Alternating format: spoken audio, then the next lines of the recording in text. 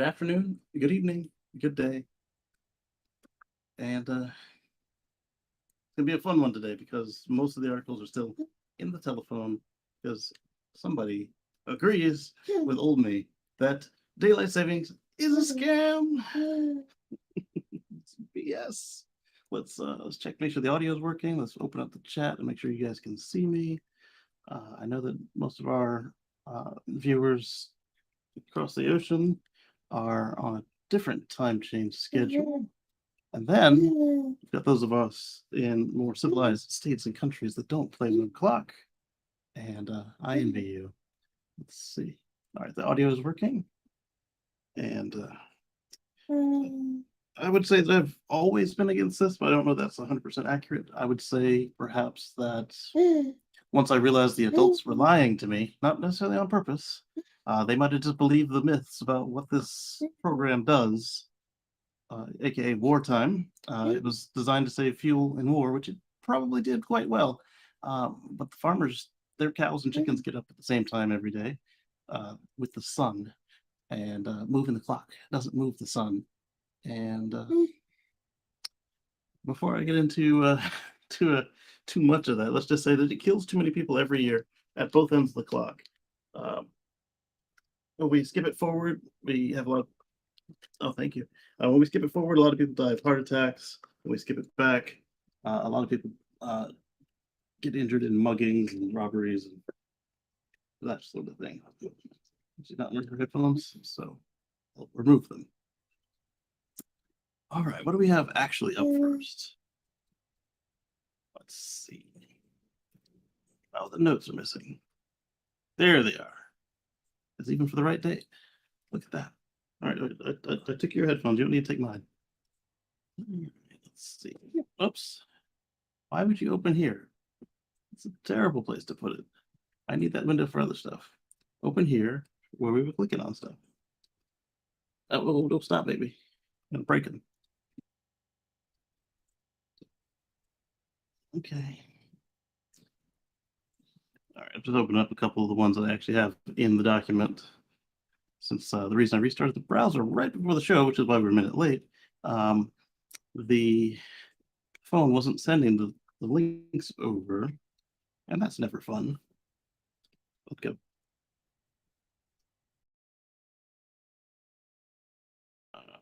It's here and here. All right, so let's get to the first one.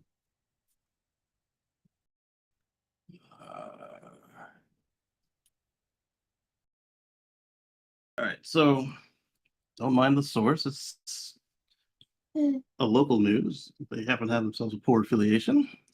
However, they probably also had an agenda on why they brought this particular story up.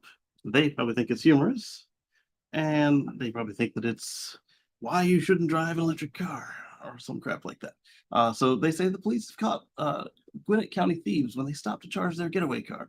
It doesn't say what it was, but we never said thieves were the best and brightest. Some of them are too intelligent for what they do. Like they could make a lot more money doing legitimate work. There you go, baby. Call her Madam Wiggles when she gets like that, because gingerbread man can't catch me. Anyway,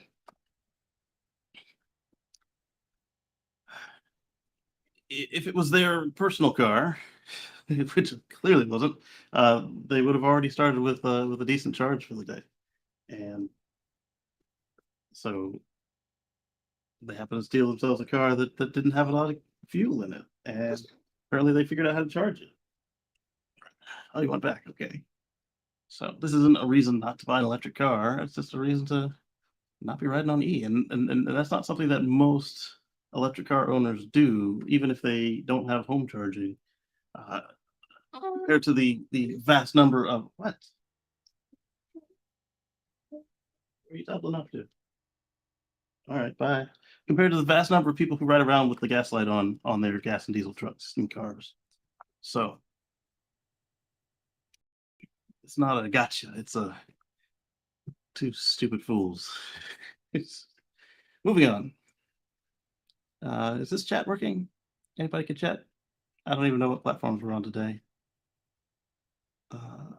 Twitch and YouTube for sure. LinkedIn.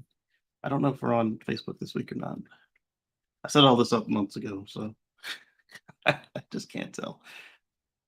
All right, close this and that. All right, so this one is another numbskull who bought into the exact same logical fallacy. Florida lawmaker wants to ban EVs from evacuating during hurricanes because this fool thinks that they're going to block the roads, which again, EVs are more likely to have their full range available to them, or at least their, their daily limit, 90, 70, 80%, whatever, than a gas car. And they won't be lined up for miles and hours at the stations for fuel like you find with the gas and diesel folks who get caught with their pants down. Because most people can't refuel a combustion car at home. You used to be able to refill the compressed natural gas car at home with the Honda fill system, but that is long gone. The cars weren't too far behind it. And hydrogen you can't do at home, no matter what. I mean, I guess if you're a scientist and you've got some equipment, that sort of thing, but no average hydrogen consumer is going to be filling up their car at home unless somebody finally does the right thing and makes a hydrogen plug-in electric rather than a hydrogen hybrid electric, because if you could plug it in, you get some range there, right? The other thing that bothers me about this one is that, as we discussed here on this show, Florida was one of the ones leading the way with making sure that there were certain standards for evacuations and emergencies in some of the federal plans, making sure that there were temporary hookups just ready to go. All you got to do is bring in a generator or a battery pack to make sure that these charging stations at the rest areas were ready to go, making sure that that there were staged tractor trailers full of charging equipment, either a battery or again to plug into these waiting stations, as well as just making sure that, hey, there's enough just general stations that are always up, and that they would be on a part of the grid like hospitals where they are attended to in the event that something would happen like a hurricane. You playing drums from the chair, baby? Oh, that sounds wonderful. Oh yeah, she had no beats, so I can dance to however I want, right? All right, so let's get some more details on this thing. So Jonathan Martin, a Republican of Fort Myers, sits on the Committee for Environmental and Natural Resources. I met with FDOT, Florida Department of Transportation, in late February, and they discussed Florida's plans for the $198 million it's going to get from Biden administration's bipartisan infrastructure law for EV infrastructure over the next 5 years. Let's take this money and not do what we're supposed to do with it, right? Because that'll lead to positive outcomes. Let's see. For the first round of grants, the station must be within a mile of the interstate. Rural and underserved communities must be given consideration. So far, they're sticking to the plan, right? And then you'd be 50 miles apart, which is excessively close, but it works. Although what would happen here with them being so close is if most of the cars leaving are 100-mile range plus, and something happens to knock out a station, then they can skip one. Or having them so close together would also allow a little bit of balancing. So let's see what this fool says. With a couple guys behind you, you can't get out of the car and push it to the side of the road. Yes, you can. Traffic backs up, and what might look like a 2-hour trip might turn into an 8-hour trip once you're on the road. So they said the same crap during the snowstorms a couple years ago at the beginning of COVID, where, oh my goodness, you're going to get stuck in the snow and you're going to cause us troubles and blah, blah, blah. So what actually happened was a couple of trucks and semi-trucks, they crashed, and that blocked up the highway for anywhere from 12 to 48 hours. And what we found was that the Model 3 standard range, the Nissan Leaf, who else was out there? There was a Polestar, and a bunch of other, and it was Model 3 standard range. So a bunch of other, like, not super long range EVs were just stuck in this situation, and they ran the whole time, heat and everything. Whereas some of the gas cars, they had to, get the jerry can and be rescued. So just because, oh, that sounds good in my head. It seems to make sense to me as somebody who has to go somewhere all the time to do something and loves to keep the light on, the gas light. Uh, you can't apply that past experience to this different fueling paradigm. It just doesn't work. Yes, we do.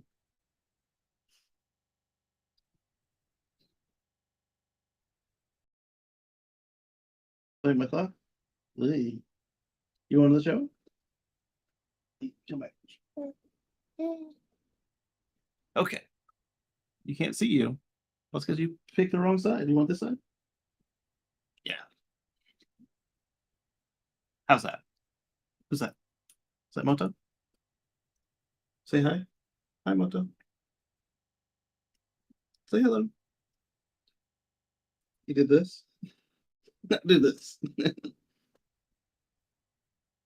There you go. Get a good wave, but it's off camera because you're at the bottom of the frame.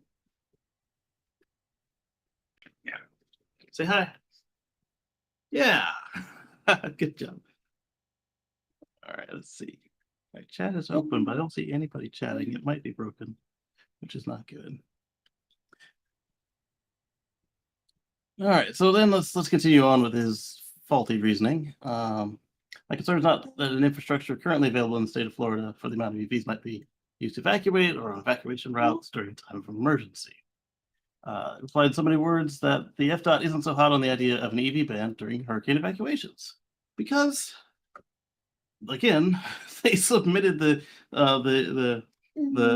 hurricane version of infrastructure requirements for evacuations, and they were highlighted like this is what Florida did, and we had other states contributing, like what about snow and tornadoes and hail, etc. But Florida was held up because of the hurricanes, and like in a good way, not held back, but like look what they did. Some of the things we're looking into is portable EV chargers, as discussed in the plan and as we were just talking about. If an electric vehicle runs out of charge, there are technologies. Yes, we have our road rangers. They do, and the road rangers can have either a generator or a bunch of battery packs, or a bunch of battery packs that are powered from the alternator on the truck as it drives around all day. Where are you going, baby? You can only walk to the edge of the chair. Then you're going down. Oh, you're going down. Okay. Hold on tight.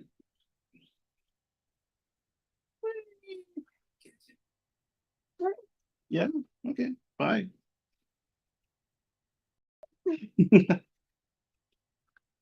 So they have the road rangers. We have emergency assistance vehicles that we deploy during a hurricane that have gas. We need to provide that same level of service to electric vehicles, and we've seen that AAA in California has it, and a couple of other states have a handful of these trucks.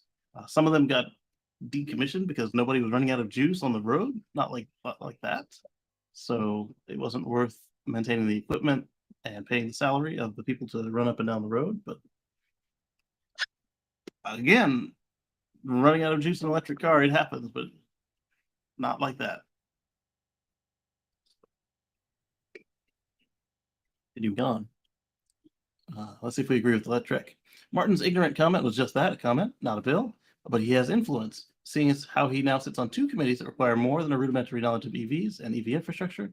He has a responsibility to Florida residents to educate himself, like now, since he has a direct influence over EV infrastructure rollout in the state that's ranked second in the US for highest EV ownership. Really, I did not realize that, Florida. Second to California? That's incredible. I would have thought it would have been like Atlanta and Georgia, by proxy, New York. Man, you can't turn around for more than 15 minutes without running into an EV in the DC area. DC, Maryland, Virginia, DMV. There's more than I'd expect of Teslas here too. Not just Teslas, but also, like I said, the first time I saw a Hummer EV, the truck, was here charging at the mall in South Carolina, which, of all places.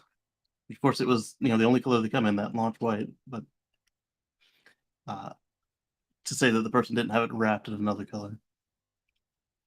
Just as gas drivers can fill their tank to prepare for threatening storms, EV drivers also charge up their cars, and they usually do it at home. And not only that, but even those of us that do 70, 80%, 90% regular daily charges, when we hear the impending storm, hey, storm's gonna be here on Wednesday, Thursday. Okay, on Tuesday night, I'm going to crank this bad boy up to 100%. It's not hard. Well, what if the power goes out? Yeah. So what if the power goes out? I should have been charged already. That's what we charged the night before for. All right. So if a storm is coming, and I did it in Florida, I now do it in Vermont. If I had to evacuate in Florida, I'd evacuate on a route that had chargers. I think most EV drivers know this. Just like a gas car, just like gas car drivers are thinking about gas station accessibility. What if the power goes out? That old chestnut. All right. So I am going to off screen load up my Teslafy Trek. Because now I'm annoyed. And we're going to go back to the very beginning because no, that might not work. Because when I got this car, we had evacuated to Florida from South Carolina in our Model S. So it might not be in this data because while we were evacuating to Florida, Tacoma, our Model X, it was taking a tour of Alabama by train. So I don't know if the track will be in here. Let's find out what we got. Let's go to calendar drives on a lifetime map. I do want a lifetime map, but I don't need it right now, is what I'm saying. Let's do drive summary, I guess. No, there's calendar. Month. I think I wanted year and then to drill in by month. All right, so let's go as far back as I can go. November 2017, so that's the Model S. September 2018, that's the Model S. Because we got the Model X in September 2018. Ooh, that could just be the Model X. Let's load it up and see. Because I did testify for a little bit with the S, November and December 17, and then I let it run out until I got the X.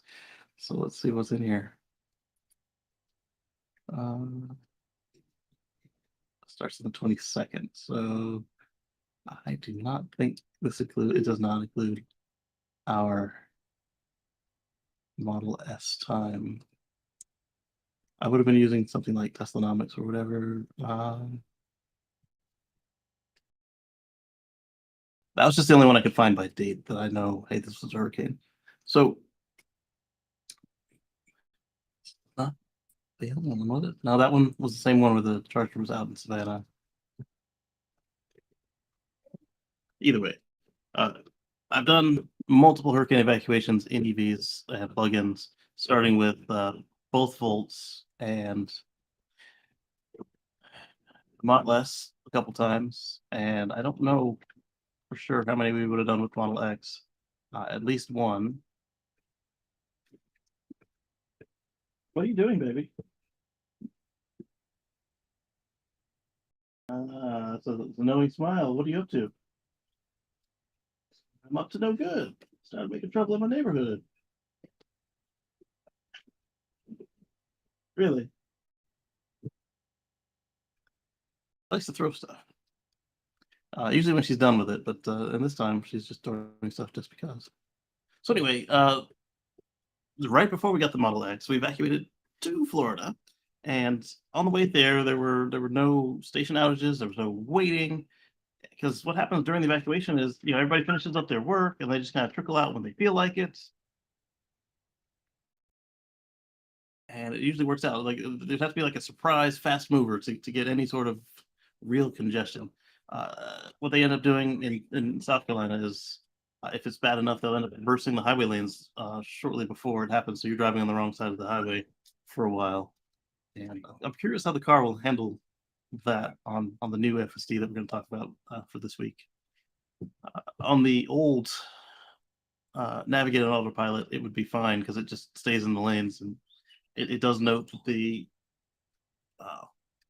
median and the fog line are reversed. You can see it on the screen if they're the wrong colors. But anyway, back to the evacuation. So getting out, everybody filters out is no problems. Then what tends to happen is after it passes, everybody's got to get back to life. So if there was no damage, everybody's got to they want to get back home, get back to work, And that's when we ran into our slight little bit of congestion. What happened was the Savannah supercharger had one cabinet down and one weak cabinet. So one was just really slow, and then one was only one stall was missing. Though I don't know. I that one had always had maintenance issues. So I'm wondering if they took some of the modules and put them so they had one working stall instead of two crummy stalls. And so for that one, we had to wait 5 minutes on the return home from the Hurricane Florence, to continue our journey. And then a friend of ours from work also had to wait. I think he had to wait like 6 minutes on his return from work, or on his return to work from evacuating. I think they evacuated just to Georgia, but we went all the way to Florida because we had family out there. Bennett said he had the evacuation. Let's take a look. Evacuated from Jacksonville to Georgia with Model Y. Had to move several times because the storm kept changing path. Charge was not a concern, more than gas would be. Exactly. In fact, it's less of a concern than gas because with gas, you got to call around. Hey, does the station have fuel? And how bad is the line? Are they going to price gouge me? It just doesn't happen that way with the EVs. And you can check from your phone without having to call anybody if the station is down. Because if it's supercharger network, it's self-reporting. And if it's Electrify America, ChargePoint, whoever, somebody's going to be there on PlugShare putting in, hey, it's broken, and what day it was. So, that was yesterday. I'm not going over there now. I had 129 drives in September. Average watt hours per mile of 381. Efficiency of 84.87. 382 kilowatt hours used. A cost of $51.70 with 38 hours spent driving. 21 charges at home, and just 2 supercharges for Mr. Supercharger. And then the idle consumption was way lower back then because when we got the car, it did not have Sentry mode. And I think we got our dash cam pretty early because dash cam saved us in Model S with the collision we had, the multiple collisions we had, the crash we had. Bennett says, we see the storm coming a week away. I moved, charged up where I was at. Storm changed to a point at my new location, drove west instead of north to get out of the latest path. Exactly. Like with modern technology, the only time that a grid down situation would bother us is well, not the only time, but the only conceivable issue that I can see for the grid down situation is when you've got a whole regional grid down, like when the whole Northeast went down a couple times, starting at New York, or the whole Eastern Seaboard, which has happened once or twice.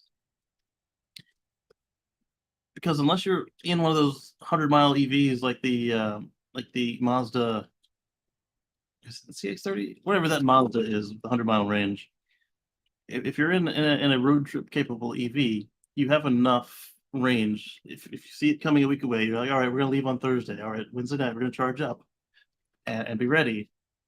You can then get out of your region. So even if your region has a power outage on Friday when the storm hits, one, you're already gone, and two, that only affects the region you were at. It doesn't affect where you've gone to. I mean, because who goes to a place that's also under disaster unless you're digging out and you've already been hit, and like at that point, like, oh man, we miscalculated this. We shouldn't have stayed. And you're like, all right, let's go over here. They're at least not as bad off as we are. They might not have power, but you're not going to be doing a lot of moving around at that point. I mean, if you are an emergency responder, I mean, you'll probably have generators and solar and batteries and whatever you need to service the people. And we saw that with Dan. They've got the rollout solar arrays and they're working on them with the Army and the Army and the National Guard. They're trialing what they can do to minimize their fuel usage. So if they've got these plug-in hybrids and they've got these consumer EVs that they can use like for National Guard work, they don't have to then waste the diesel.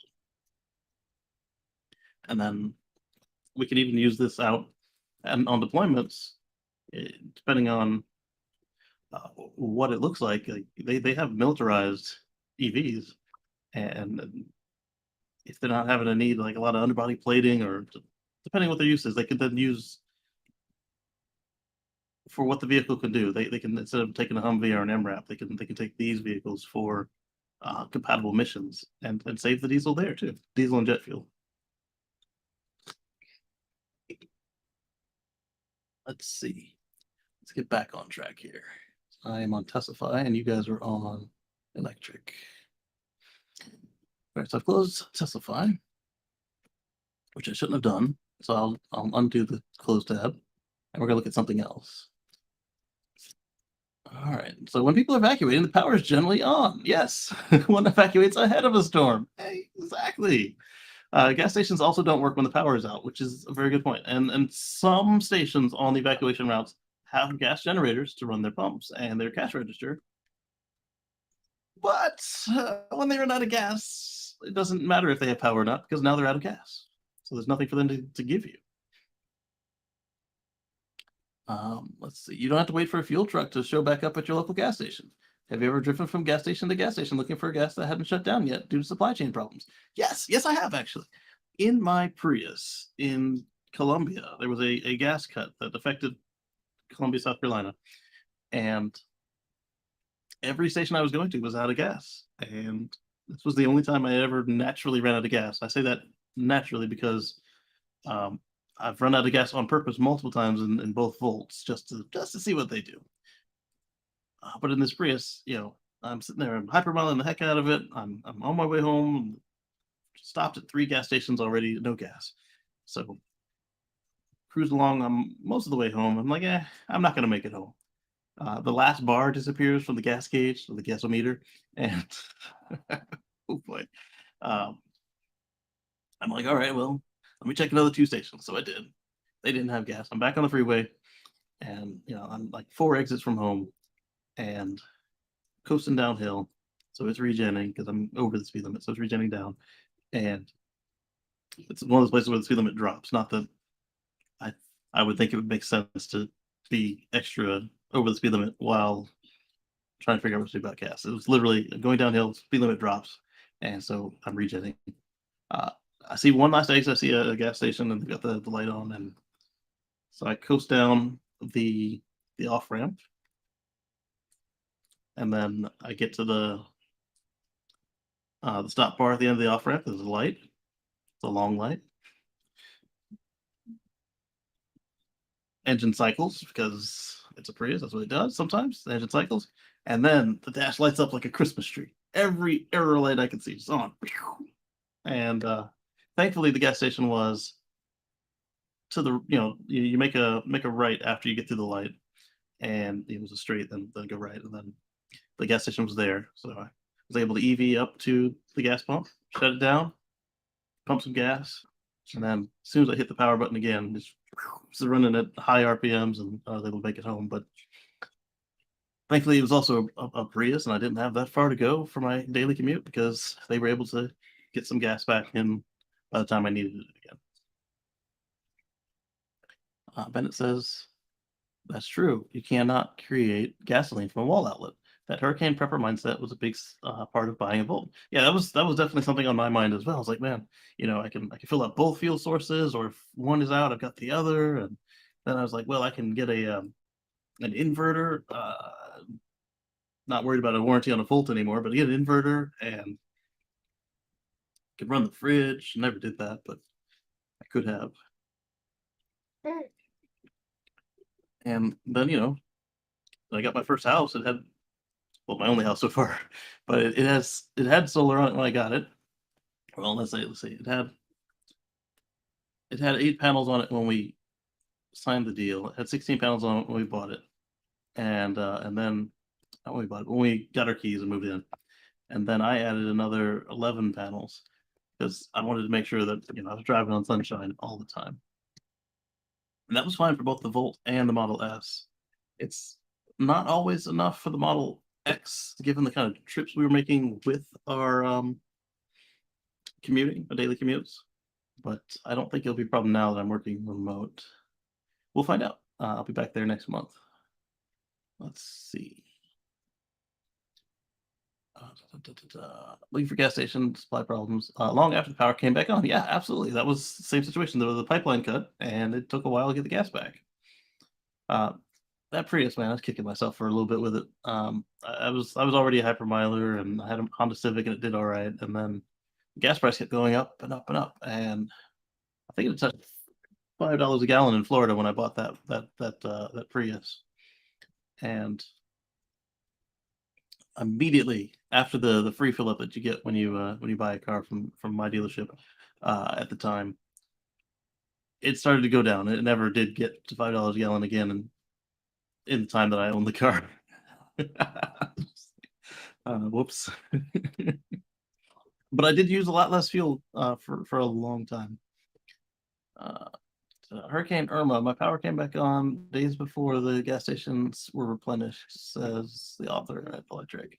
As my colleague Jameson Dow pointed out, after Hurricane Harvey in 2017, an EV can be recharged from a gasoline generator, but also any other use of electricity. This is not true of gas cars. They can fill with gas, but not with anything else. Exactly. You can't put propane, you can't put diesel, and good luck getting, as Bennett said, getting gasoline out of the wall outlets. And if you do get gasoline out of your wall outlet, you should probably unplug everything and shut the breaker off, because that means that you're flooded with gasoline and you don't want to, have a spark. In fact, before you unplug everything, cut the breakers off and then unplug everything, because gasoline and electricity do not do well together like that. Same if you see water coming out of your sockets. Cut the power and then unplug everything.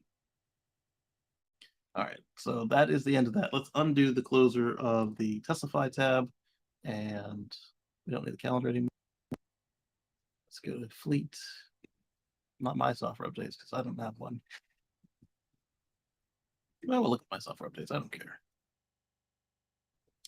We'll share this tab instead.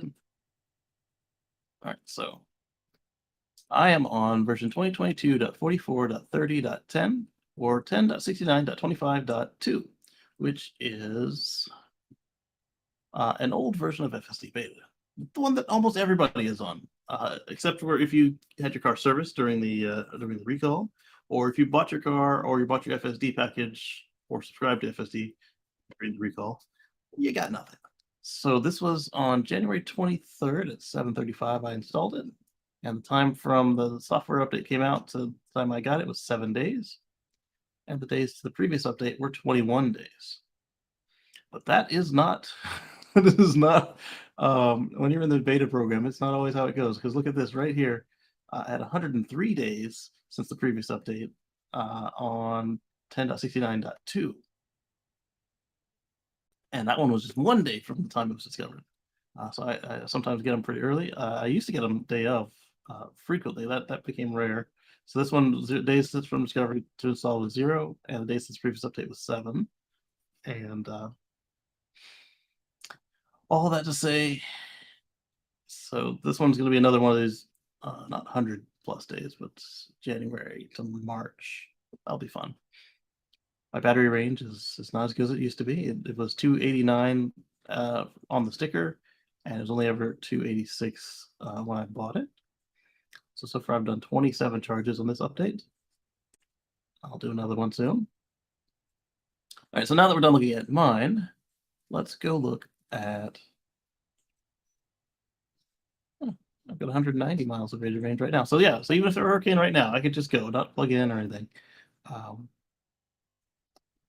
Estimated range was 176. I would probably be driving a lot more conservatively if we were evacuating. So let's do the software tracker, which is why I pulled them back up in the first place. All right, so yes, there's a lot of new production versions. I don't care about them. We're looking at this new version came out, FSD version 11.3.1, and 5 people on Testify got it on the 8th of March. And they were all Model 3s and Model Ys on the Testify side.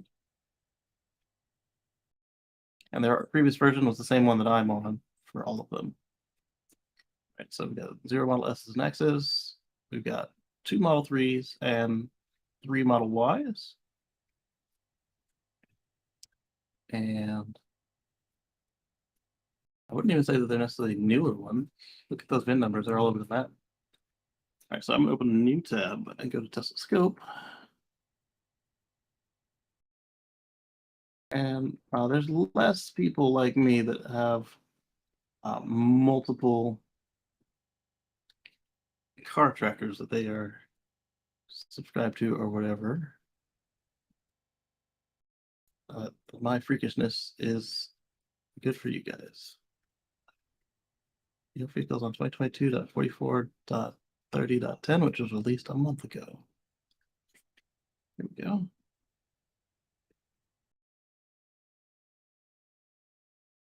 Oh, that's not, here we go. So explore, not leaderboard, software updates. Now we'll share this tab instead. And on this one is quite similar. All right, so Zachary says, hello, everyone. Hey, Zachary. All right, we're gonna go down to the beta software. So you get the same one, 45.10, which is 11.3.1. And we can see, well, 2 people took the time to say that they like their software update, but we can see that there are only, I think they said it was 7 vehicles. So we've got 5 Model 3s, 1 Model X, which is legacy, and 1 Model Y. So yeah, 7. And their previous update was 2022.44.30.10 for the most of them, which is, again, we said the one I'm on. And then this one confuses me. I'm wondering if it's the legacy Model X, like maybe they got their cameras and just lucked into to getting the right one, because their last version was 2021.24.17. And the other way I could see that happening is they did start letting legacy vehicles with MCU 1, but the correct hardware 3 upgrade to FSD beta. So this could be that. And I have yet to see what the screen looks like on an MCU 1 car running FSD in FSD mode. I would love to see some photos and videos of that.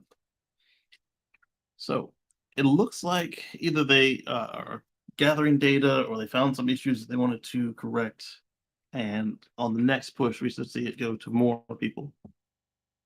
And if you're like my friend Steve, if your car was in service and they changed your computer or they updated your software, but you weren't on FSD when they did the update, there was no file on the server for them to update to the old version that I'm running, the 10.69. Whatever.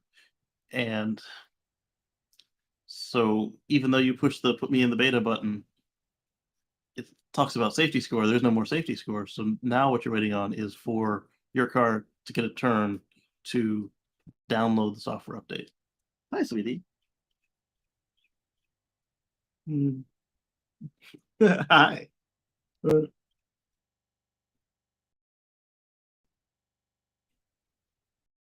Oh, Zachary donated $9.99 to Super Chat. Thank you. And my support for you is because you're not afraid to criticize Tesla, but always are reasonable. Every time oh, I'm sorry to hear that, but I am glad that I do it well. I appreciate that. Okay, so we've talked about this software update. Let's talk about what's in the software update. Because I told you it resolves the recall, right? So, oh, you're done? All right, bye. Careful. You got your feet? Oh, you're falling. Oh, you want to crawl? Okay. She can walk. Chooses to crawl. I guess it's a matter of uncertainty. All right, so let's go through this nerd speak and point out what I think is interesting in it. Enabled FSD beta on the highway.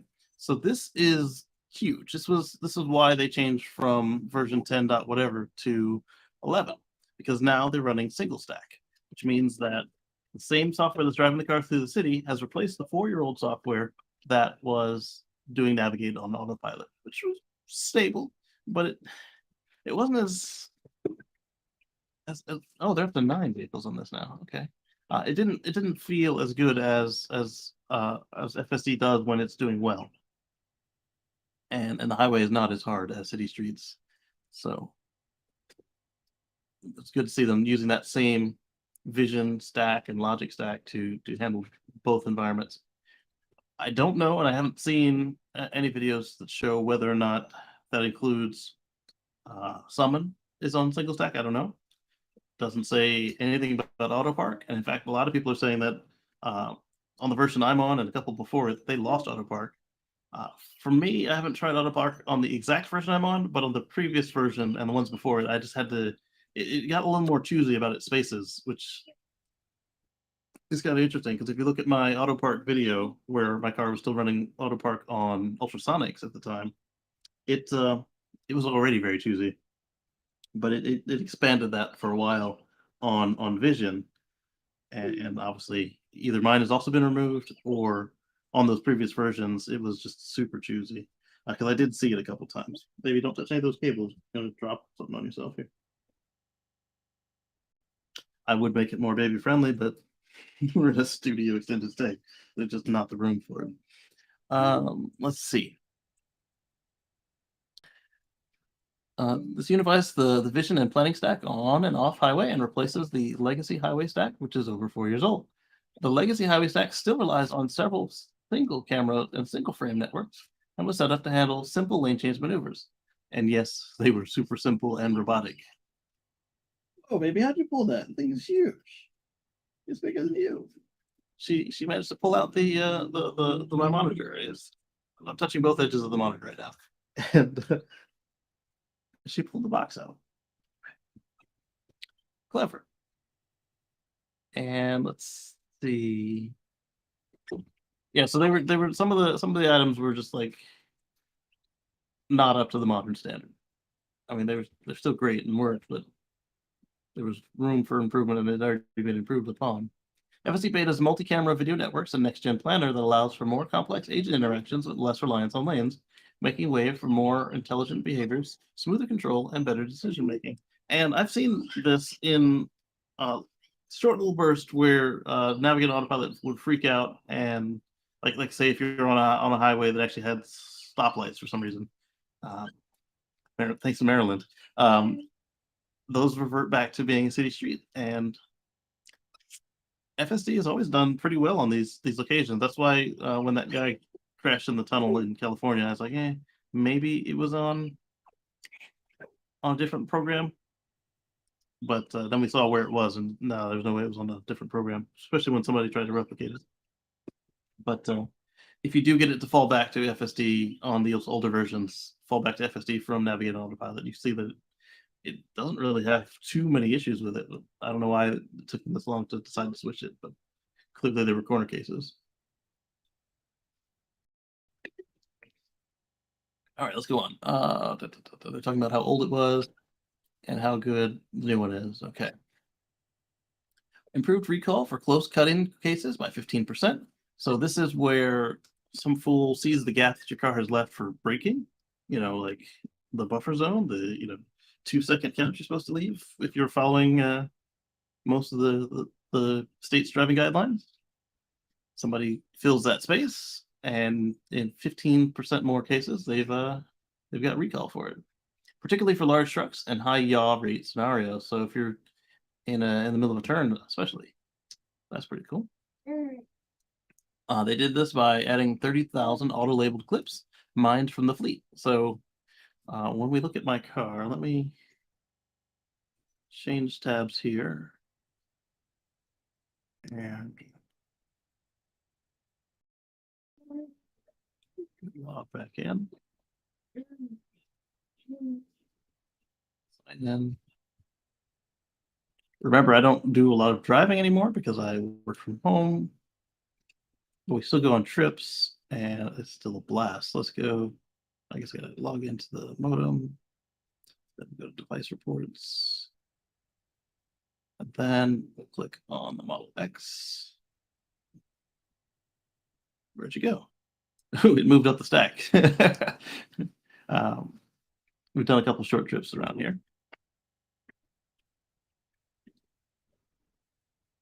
Let's adjust this map. All right, there we go. And what have you got, baby? Play mommy's chips? All right, then. All right, so now we're going to share this tab instead. All right, so what we can see here is the car has, in the last 45 days, downloaded 4.63 gigabytes, but uploaded 85.9 gigabytes. And it tends to upload a lot more than it downloads. Like today, even just putting in the lot, it uploaded 93 megabytes. So I don't know what it saw. It's parked near a highway, so it can see some stuff. And these days, there's a drive here, a short drive. There's a short drive here, but there's a lot of corrections I made, so it had a lot to say. And so those are examples of some of the things that they mined from the fleet, as it says. Let me change this back to the YouTube Control Center. And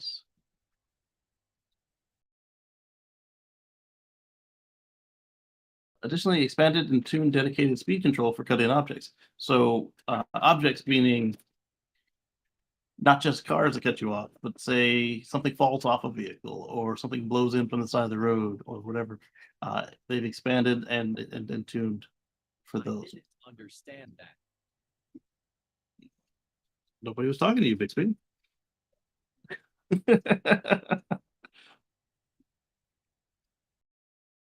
All right. Improve the position of eco for wide lanes. Oh, great. Because that is a problem I have right now with the darn thing. In a wide lane, it does one of two things. It either centers itself in the wide lane, or it freaks out. The freakouts, not so fun, but you can deal with them. But the problem with it centering itself perfectly in the wide lanes is sometimes the wide lane isn't actually a wide lane, but a narrow residential street or similar, where it's actually two-way traffic. And the car will move over to the right-hand side and let people pass it while, properly.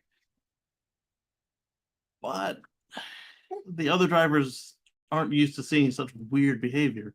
They might expect you to be a little more to the center than is appropriate, but they don't expect you to be right in the middle. And so they're not sure if you're going to move over because the car is trucking along. And I get the confusion with that. So usually if I see a pair of headlights or I see a car and it's being stupid like that, I'll just manually take over and push it to the side of the road. Or it's the side of the road, I should say. Where did it go? And the ego again is how the car sees itself in the on the screen and in the neural nets. By biasing in the direction of the upcoming turn to allow other cars to maneuver around the ego. Oh, great. Yeah, Bennett. I certainly hope that this is something that that FSD doesn't have a problem with, unlike Navigate on Autopilot. So I don't want to say every single one because some states they put the dashes on the on ramps so that way the car sees it as a separate lane and doesn't try to center in them. But most other states they want to save the money for that extra paint, and so the on ramp just flows directly into the nearest lane, either the far left or the far right lane, depending on where. Usually the far left or far right, depending on where it lands. And with no paint, the car is I haven't seen a state yet that doesn't dash the off ramp, so that's never been a problem for me. But on the Model S, which had AP1, and then all versions of the software that I've experienced to date on the Model X, and loaner Model 3s, Model Ys, and I didn't have a loaner Model Y. I've never driven a Model Y. Loaner Model S's, Model X's, and Model 3s. When they come to the non-dashed on ramp, it sees the lane magically get wider and it centers itself. And sometimes that's fun because you get these people who try to pass you on the right and now they can't, which thankfully has yet to induce road rage in anybody that my car has done it to. Other times it just looks like you're a little bit weird because you're driving along and you keep veering to the right. But thankfully that's never caught the attention of the constabulary and got me a ticket for or harassment from why are you driving funny? Improved handling during scenarios where high curvature or large trucks by offsetting in lane to maintain safe distances to other vehicles on the road and increase comfort.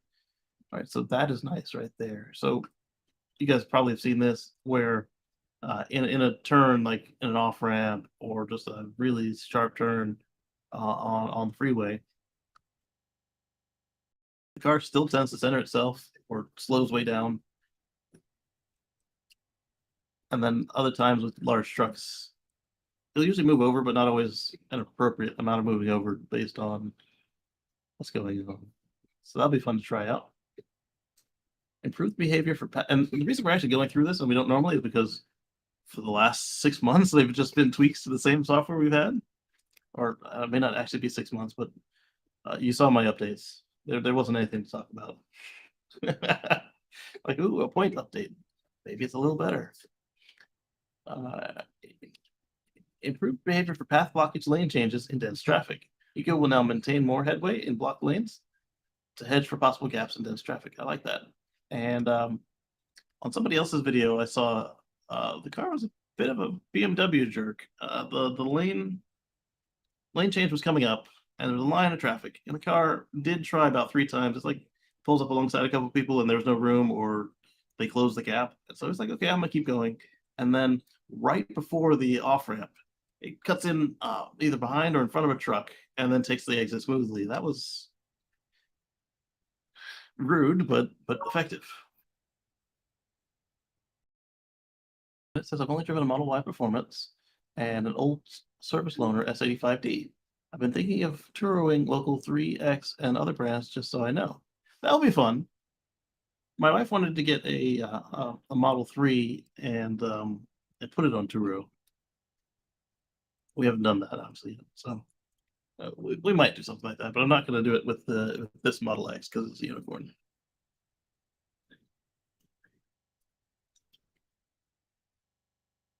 Let's see.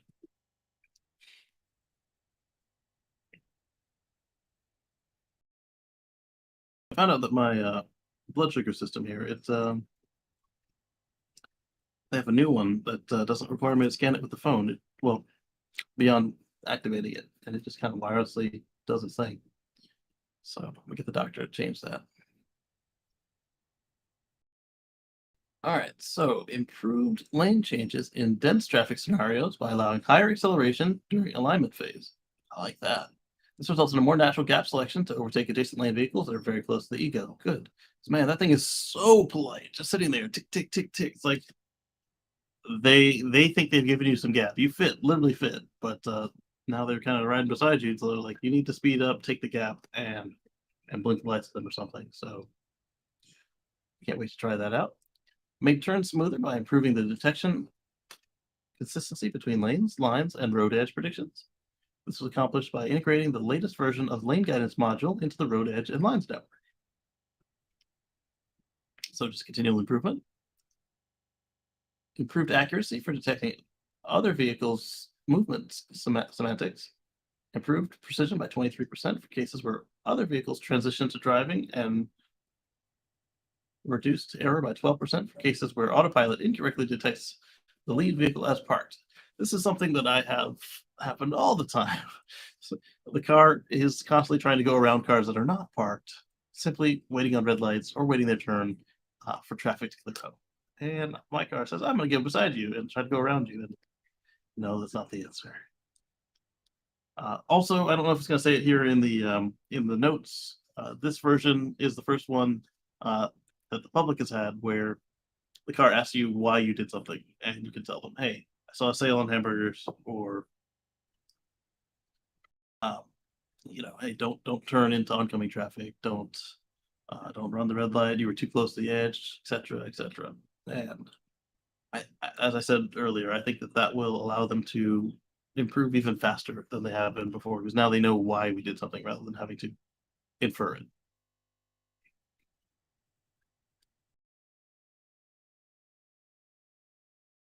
So this was achieved by increasing video context in the network, adding more data of these scenarios, and increasing the loss penalty for relevant vehicles. Loss penalty for control on relevant vehicles. Interesting.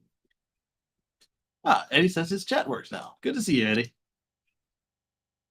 Extended maximum trajectory optimization on the horizon, resulting in smoother control for high curvature roads, far away vehicles when driving at highway speeds. Oh, great.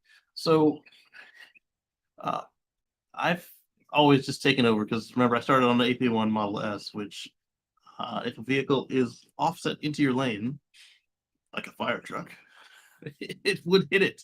So I would always just take over well in advance so that I didn't have to become one of the people on the news about look what the Tesla ran into this week. And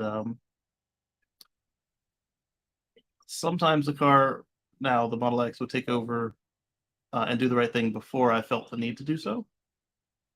And I guess this is going to do it more frequently now based on this.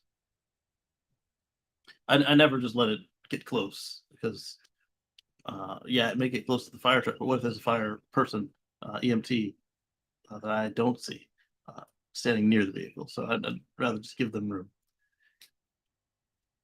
Let's see. Improved driving behavior next to a row of parked cars in narrow lanes, preferring to offset. Nice. So instead of being centered past all these parked cars in the city where a door could open or a kid could pop out, it's going to kind of jog to the away from the cars.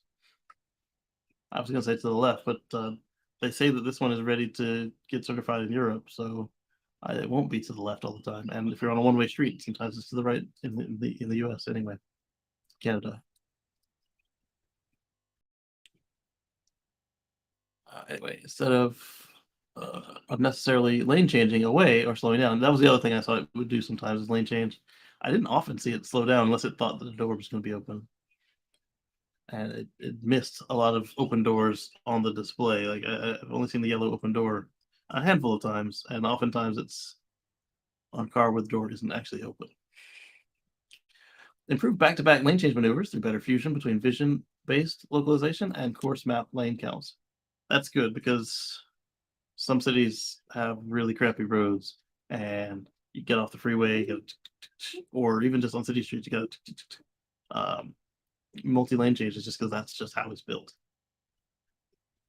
And we can't make them design the roads to make sense. I mean, elections have consequences, and city budgets have limits, but they're definitely not going to do it just for the computer.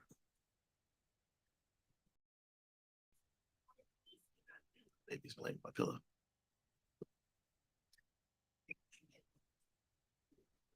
That's just like their mom's pillow. Anyway, added blurbs in the user interface to communicate upcoming maneuvers that FSD beta plans to make. I've seen a handful of this. So on the Model 3 is the only place I've actually seen it yet. At the top of the screen in the center, in kind of bold text, they tell you slowing down for a red light, turning right to navigate route, moving away from traffic, that sort of thing.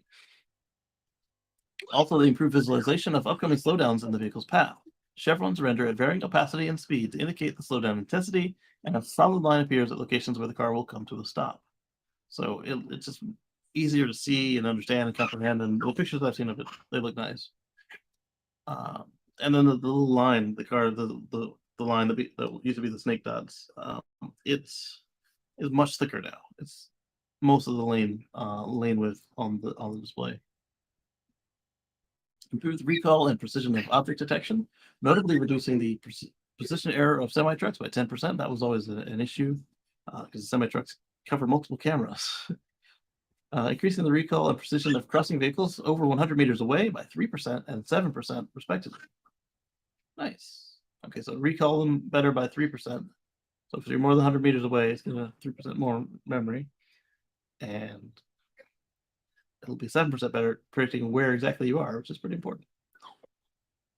And increasing the recall of motorbikes by 5%. This is good because sometimes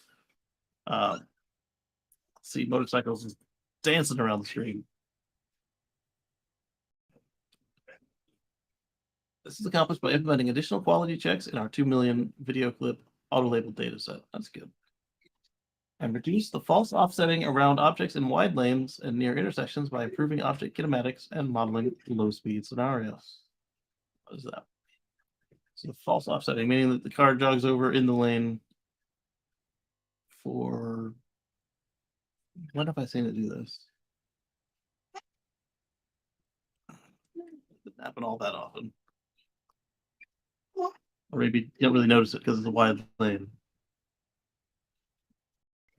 So they count 8, but they say 7. So I'm wondering if that 8th vehicle is an employee car. The employee cars don't show up in this graph. So they can get their data and not lose their job. All right, let's move on to some of the other items that were in the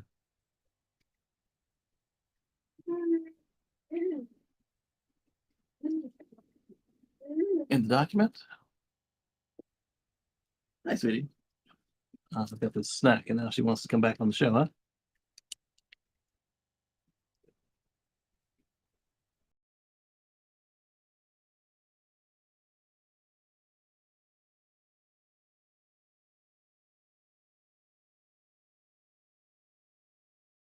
It says breaking. Hardware 4 references are now appearing in Tesla's public and free Model S and X service manuals. Tesla states that Hardware 4 are 2 forward-facing cameras versus 3 in Hardware 3 models. The bi-camera assembly has cutouts for 3 camera lens assemblies, but one of the cutouts is populated with a dummy camera. So what we've been seeing that looks like the triplex camera on the current cars has actually been 2 cameras all along. The Chinese leak that we saw with the binocular cameras had them like spaced a little further apart, and there was nothing else in there. So what people suspect is happening here is that Tesla has a whole bunch of these windshield mounts on the S and the X, 3 and the Y for the windshield cameras, and rather than kind of have a hole in there, they just put a dummy lens on there, and they've been binocular the whole time. So they haven't been 9 camera cars; they've been 8 camera cars. 1 inside, 7 on the outside. Versus what I've got 8 on the outside and none on the inside.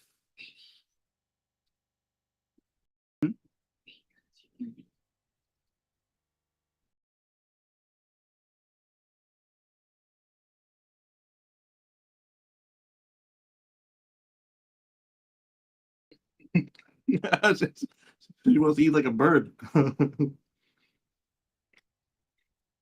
She tried to steal my food out of my mouth. Here.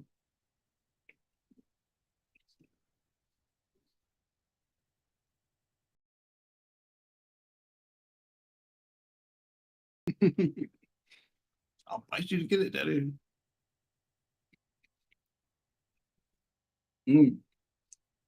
All right, so let me tell you about the service manual. So I've showed you guys this a handful of times before, but the service manuals are free, and the point is that this is now in there. So let's take a look at what they found. So the bi-camera forward-facing Hardware 4 remove and replace procedure.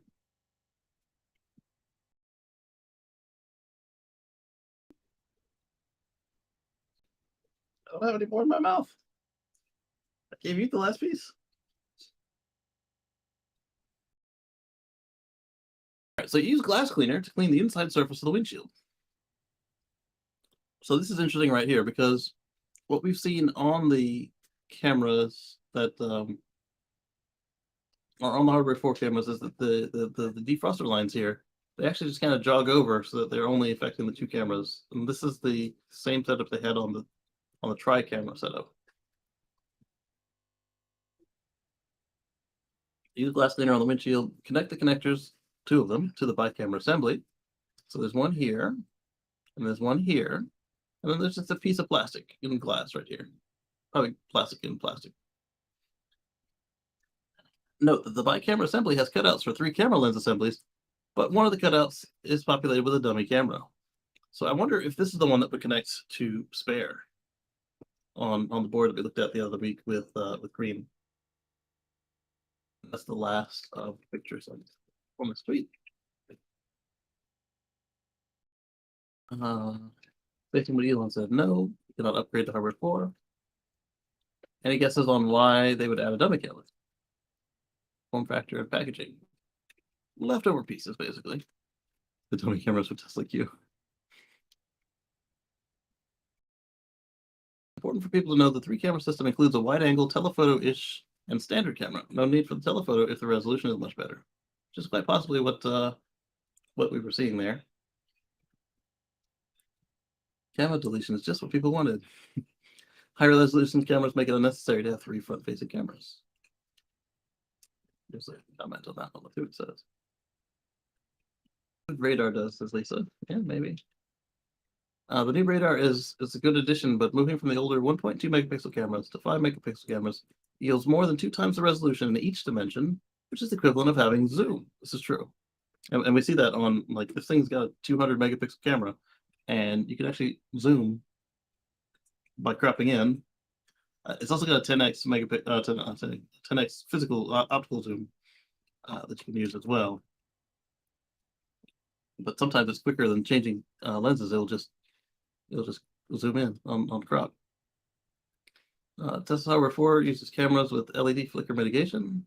Yeah, it does. So this is the dummy camera on the new ones.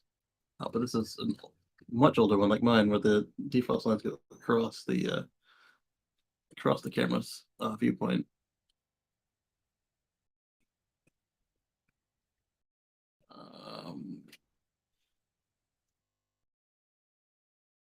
Likelihood that cars rolling out now with hardware 3 with hardware 4 cameras, some 3.5 variant. Possibly. I don't think so. We still don't know the resolution. Yeah, we do. It's 5 megapixels. Fewer redundancies can mean it's more easily able to read and react to words. Possibly. The best part is no part. Yep. But that doesn't explain the fake the fake lens. Well, that lens was a fake camera after all. And that was always a speculation when people were looking at the photos of the new cameras, and we saw the little red dot reflection coming back out of the camera assemblies. And that left one never did. It was just black because there was nothing inside to reflect.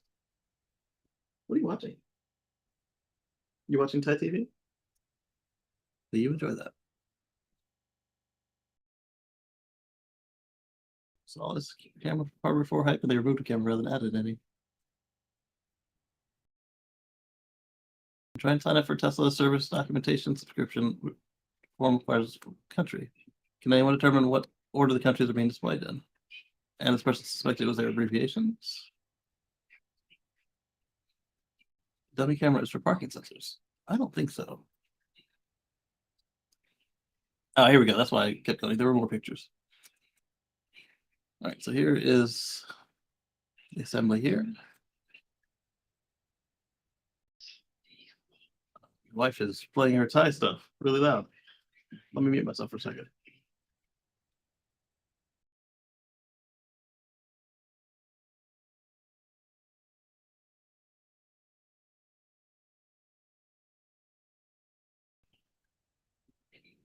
I'm gonna see if she does it.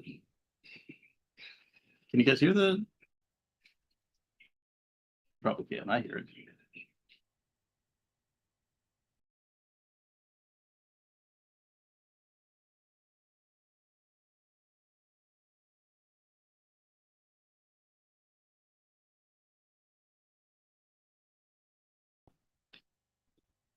All right, let's see if she turned it on. Last thing I want is a Thai copyright takedown. For some background noise. All right, so here's some more pictures of the assembly with it in the car. And this one seems to be more of what we saw in the actual cars, where the defrost lines kind of come away.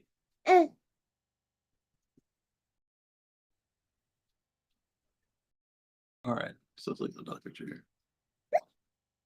Yeah, another picture. All right, so that's part of the assembly and assembly procedure. I'm pointing out your connectors right there. I noticed there's another connector just kind of hanging out here. Like perhaps they could put a real camera in there, or perhaps they used to have one and now it's gone. Or it could be for the European alarm system. Do not buy the Tesla accessory alarm until they stop turning off your Sentry mode, or not turning off your Sentry mode, turning off your cabin overheat protection for Sentry mode. Yeah, I said it. I had the test accessory alarm and then I had it removed because it was garbage. It couldn't handle cabinet heat protection, but yet you could do preheat and pre-cool, and it had no problem. What, sweetie? Those aren't real. You're not really crying. No tears. Yeah, that's what I thought. All right, so then we get a shot of the car in service mode.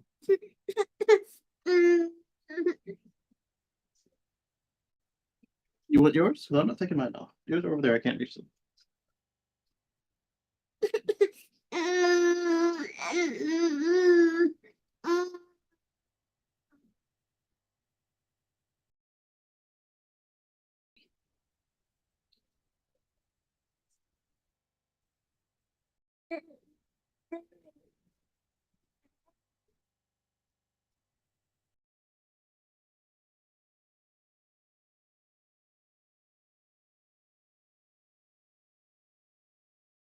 I'll get a hug. All right, so ECU is running. Features are available. GPS has 0 sats in use, probably because it's inside a building.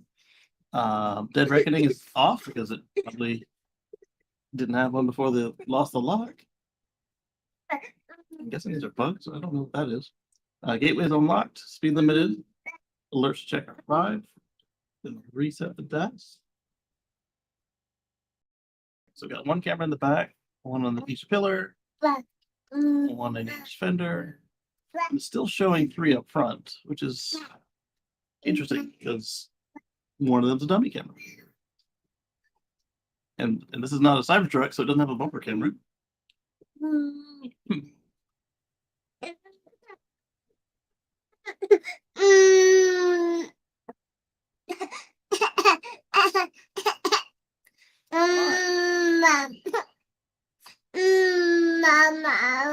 Best cameras or less cameras. Hover 5 left, no cameras. That's supposed to be interesting.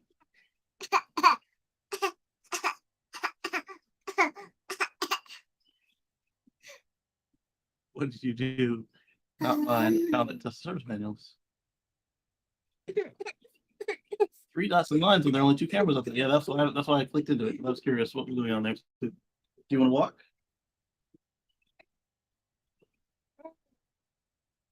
There you go. Bye bye. Oh, you're back? Go play.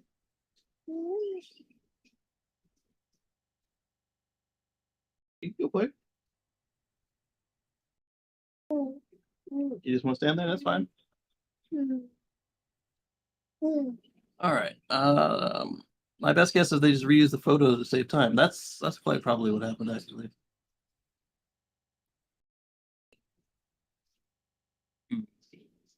So we'll need somebody who's got one of these to go into service mode and go to the screen to see what it actually has. Oh, good.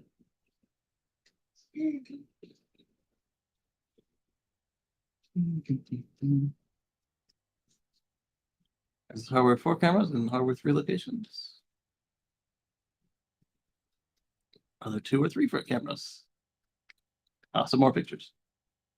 So this is the one we saw earlier, the Chinese one, where they had the binocular assembly. Oh, that was the dummy camera in the middle too, so left and right. But now we have them just here and here. Yeah, Papa. Yeah, it looks like it's got a fan in there, and that does look like fans we saw in the other one. Some doesn't appear to have the defrost, but it might. The glare might be getting filtered out at the low resolution. And then we saw the new cameras on the pillars.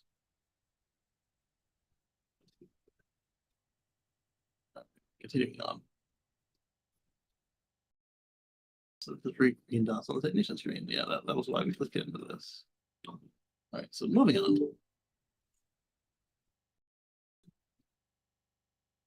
Oh, I actually thought ahead and saved that tweet directly.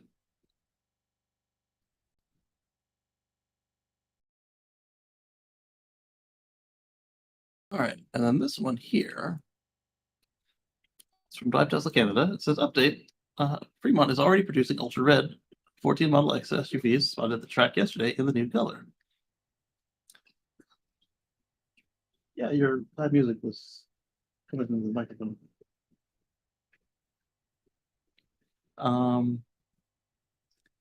Do they really need to test the new color on the track? I would say no, but remember that they are still taking vehicles off the line at random and putting them on the track. I think how many miles did I have on Lincoln? I think mine might have been one of the medium test drives. They had all the cars have about like 2 miles on them from moving around the lot, getting on the truck, that sort of thing, and then the basic dyno test.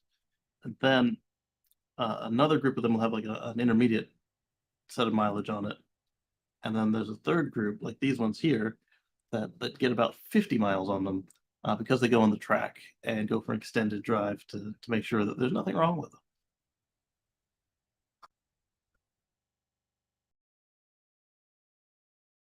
I don't want to watch the YouTube of the drone video, but I do want to.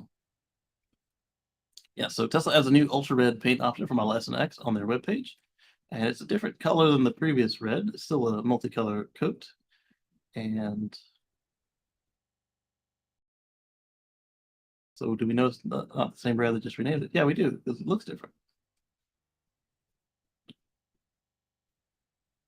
It's 4K.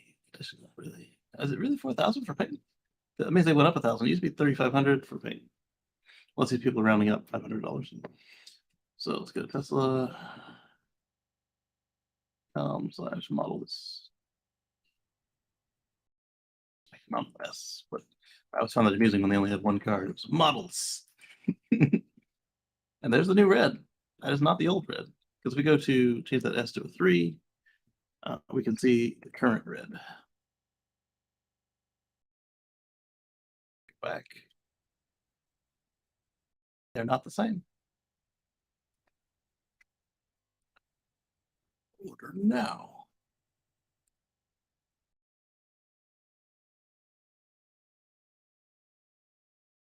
All right, so hey, look, potential savings is off.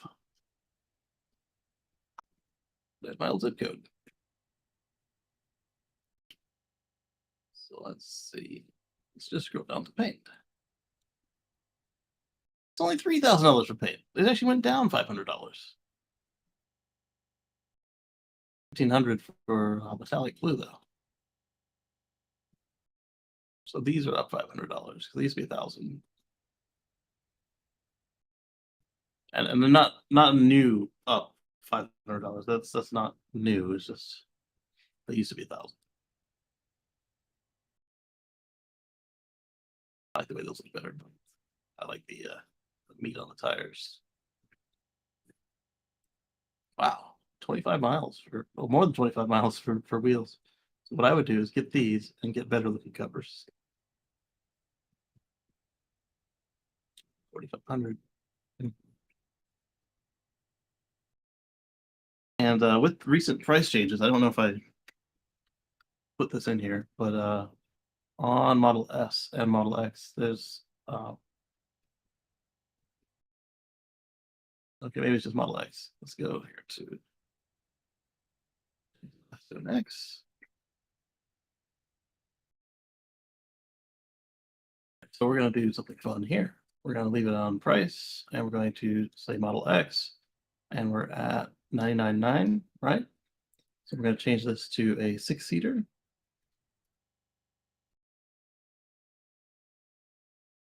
Right there. So it's $106,490, right? And a yoke. Nobody wants that round garbage. Well, I say nobody, but there's plenty of people who want that round garbage. So we're going to leave them as is right there, right? And then we're going to change this to flat. Like that. Only 109 to the 106 with the 6 seats. So we're 3,000 more. 348, you lose 10 miles of range-ish. Get top speed of 149. That's down from mine. Mine was 155. Not that I've ever taken it that fast. 060 2.5 instead of 3.8. I think 3.8 is almost as fast as mine. I think mine is 2.8 after the speed boost update. And why is that? Because Plaid's been discounted and it only comes at 60. So that's why they're so close. And somebody was doing a look at the inventory and noted that the Model X long ranges were piling up.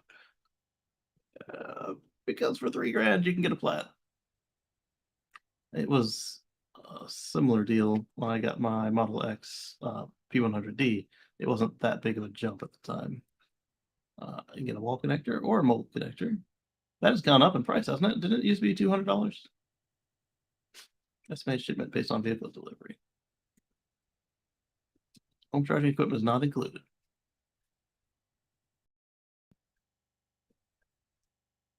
Highlight's not working. There we go. So that was somewhat of news right there, the price change. I don't cover all the price changes because they're constantly in flux. All right, so now let's try to get some articles from the phone into the computer and see what happens.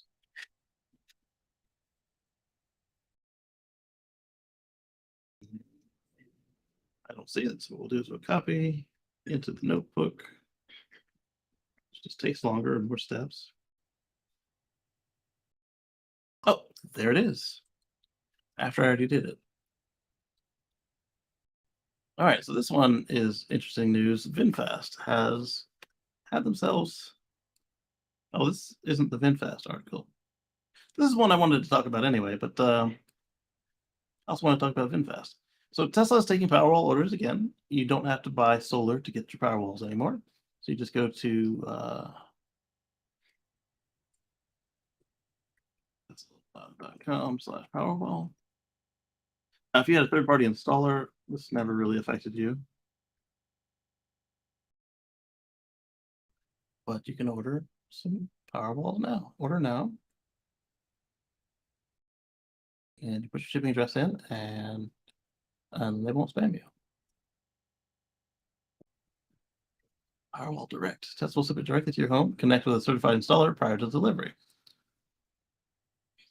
So if your installer won't give you a discount, I'm going to go back on the other screen and see what it says for me.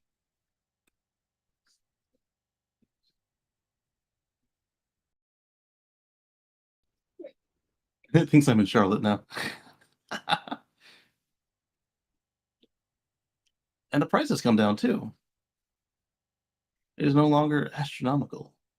It's not where it was years ago. It's still up there. It's $9,200 for one and $17,200 for two. We're assessing where to service next. Reserve your Powerwall and help us expand into your area. 3, $25,000. Do you currently have solar? Yes, I do.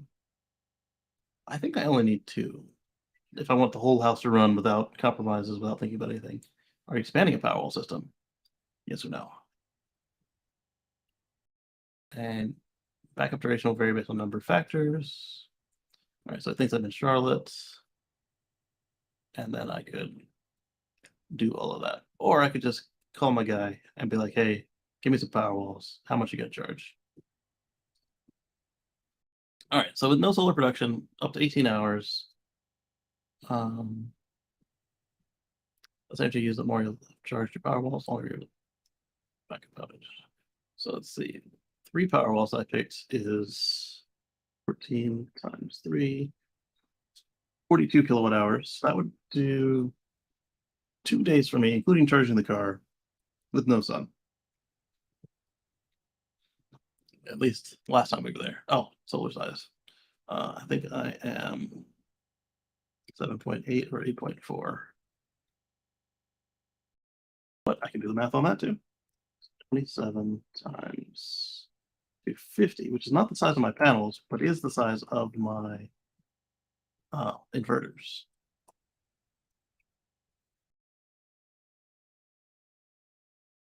Wow, it's even lower than I thought. 6.7 So then what is my panel size? Is it 350? Oh, that's 9. It's 300. 8.1. So yeah, so 250 is my inverter size. What do I say? 7. You're better than that. So up to 1 day. Which, how big do they think my house is? 1.5 to 1 to 1.5 days is the average winter day, and 1.5 to 7 plus days on an average summer day. For example, mostly sunny and using AC periodically during an average summer day. Yeah, they've never been to South Carolina. Your AC doesn't turn off while the sun is up. I mean, it does cycle, but like not much. Timothy, greetings from Arizona. Good to see you. So, like we keep saying with everything that goes on with Tesla, if you do want to get yourself a Powerwall and it's in your budget, go ahead and get it now before they change their mind. My average electric bill is $4 a month. You must enter a number between 20 and 10,000. My average electric bill is $4 a month. I wonder if I can show that. I don't know that I can. Let me pull up Adobe and see.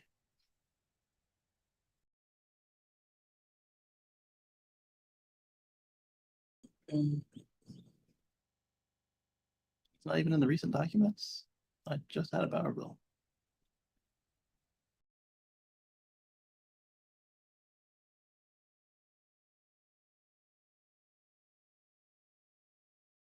All right, so this is January's bill.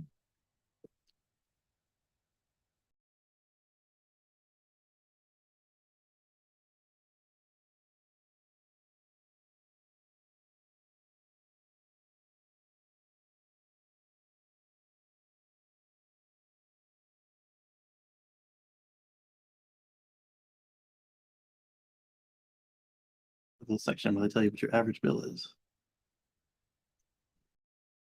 Wow, you can go to the grocery store and make your electric bill payment. Guess if you cut it close. All right, let's see.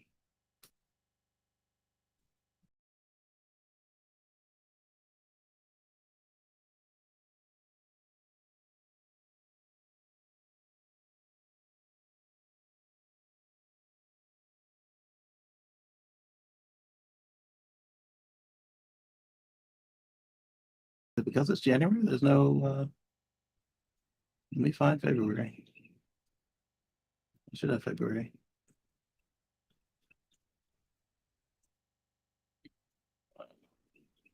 File open.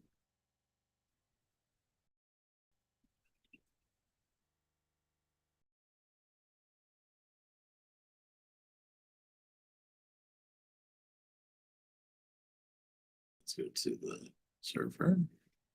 Edit to scanned. I might have put it as a scan. Sure did. It's not actually a scan, but that's how it would have got there had I actually done it. All right, so February 22, there was no usage, which isn't exactly accurate. There was no usage from the grid.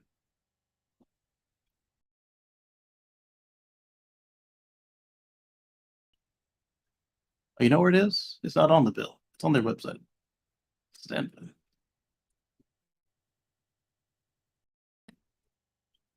All right, I'm gonna leave that where it is. And I'm gonna switch this to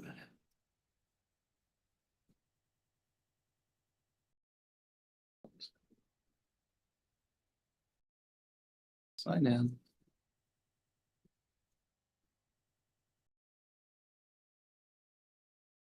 I need to pay the bill on here. I didn't schedule it with the bank yet that I know of. Worst case is I'll pay it twice.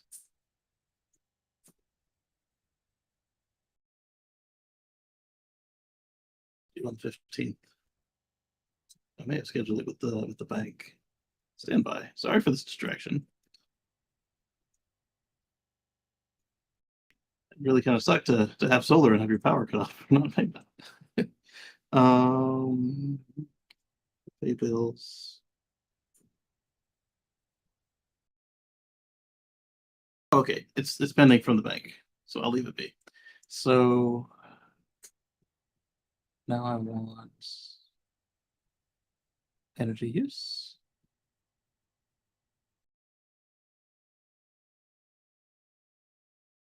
And gas, electricity. Got 2 more gas appliances. I got the water heater and the furnace. Ripped out all the other gas. Maybe definitely more details.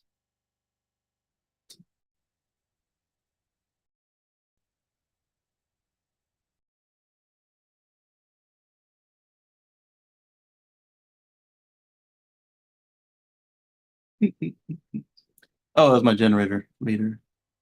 Energy from utility is what I need to select. Update that. So I've got 3 meters on the account, but only 2 on the house. How's that work?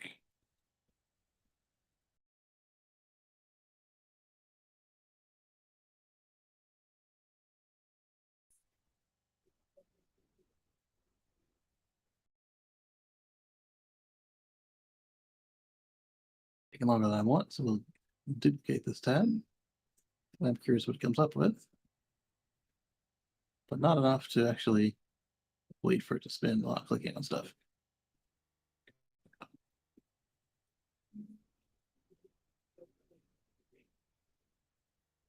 Still online? Yes, yes I am. Like duplicated tabs.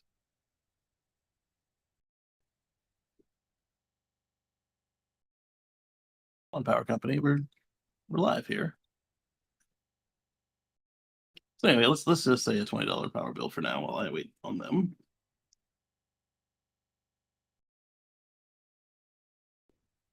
Yeah, I probably wouldn't let it get to 100%.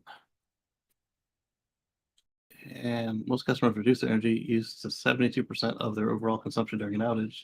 Oh, I see what you're saying. You turn stuff off. Yeah, I probably would do that.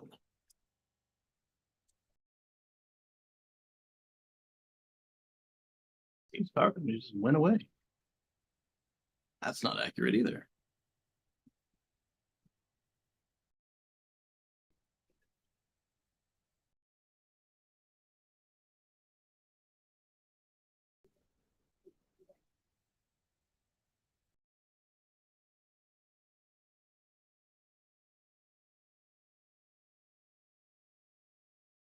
Right, so they definitely don't like duplicated tabs, or they're having a server fault. All right, so there we go. You can pay your bill. Average monthly bill is now up to $10 because the last 3 months had a bill. So even that's too low for the the system.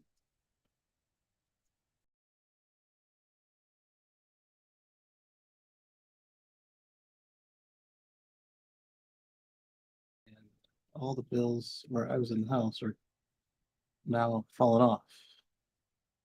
Can I create a report? Bill summary of the last 12 or 24 months. Allow 2 days. What a crappy system. Payments, paper bills, charges, payments, energy usage. All right, so energy usage for a specific range. Let's see if I can't get it for while I was in the house. Cannot. The oldest it goes back to is January 21. Oh well. So $10, which for us to be closer to that 20. Well, maybe not. Again, because I don't drive every day anymore.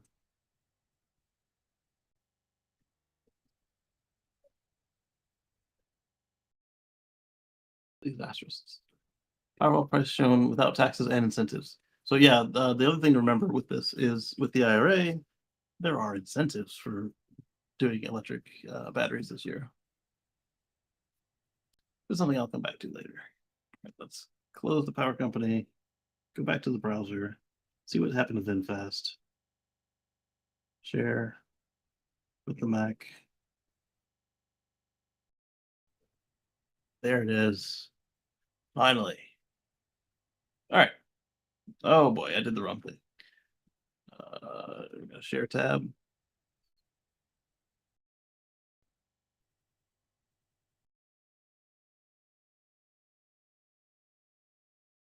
All right, so VinFast continues to have a hard time of going at the U.S. markets from Vietnam. In addition to the lovely review we got of their product while in Vietnam, they're now delaying their plant in the U.S. until 2025, which means they'll continue to not qualify for the rain. It's raining. Will continue to not qualify for the federal tax credit because they're not made in the U.S. They're shipped over from Vietnam.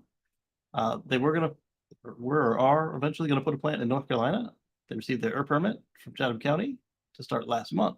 However, they're still awaiting a water quality and wetlands permit from the U.S. Army Corps of Engineers. Oh wow!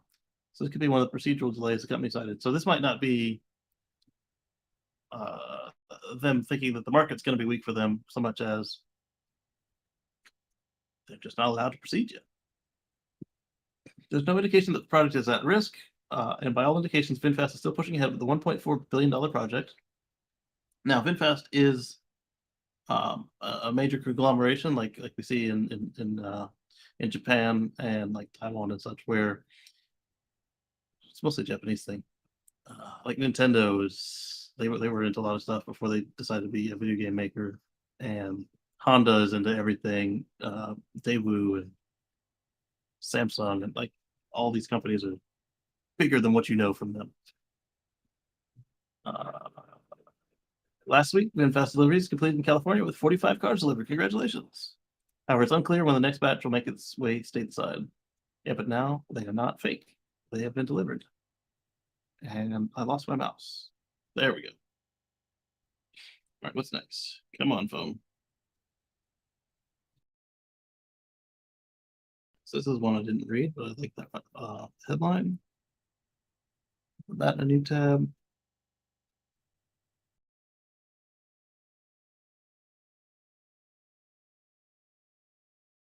While we're talking about struggling Asian automakers.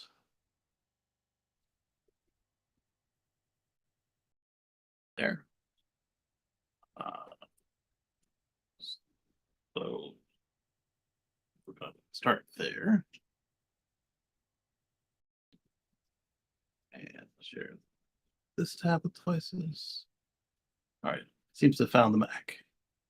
Tabs coming in as fast as them. All right, so Nissan's EV woes are compounded by Aria production troubles. Nissan hit another road bump as dealers have been asked to stop accepting reservations.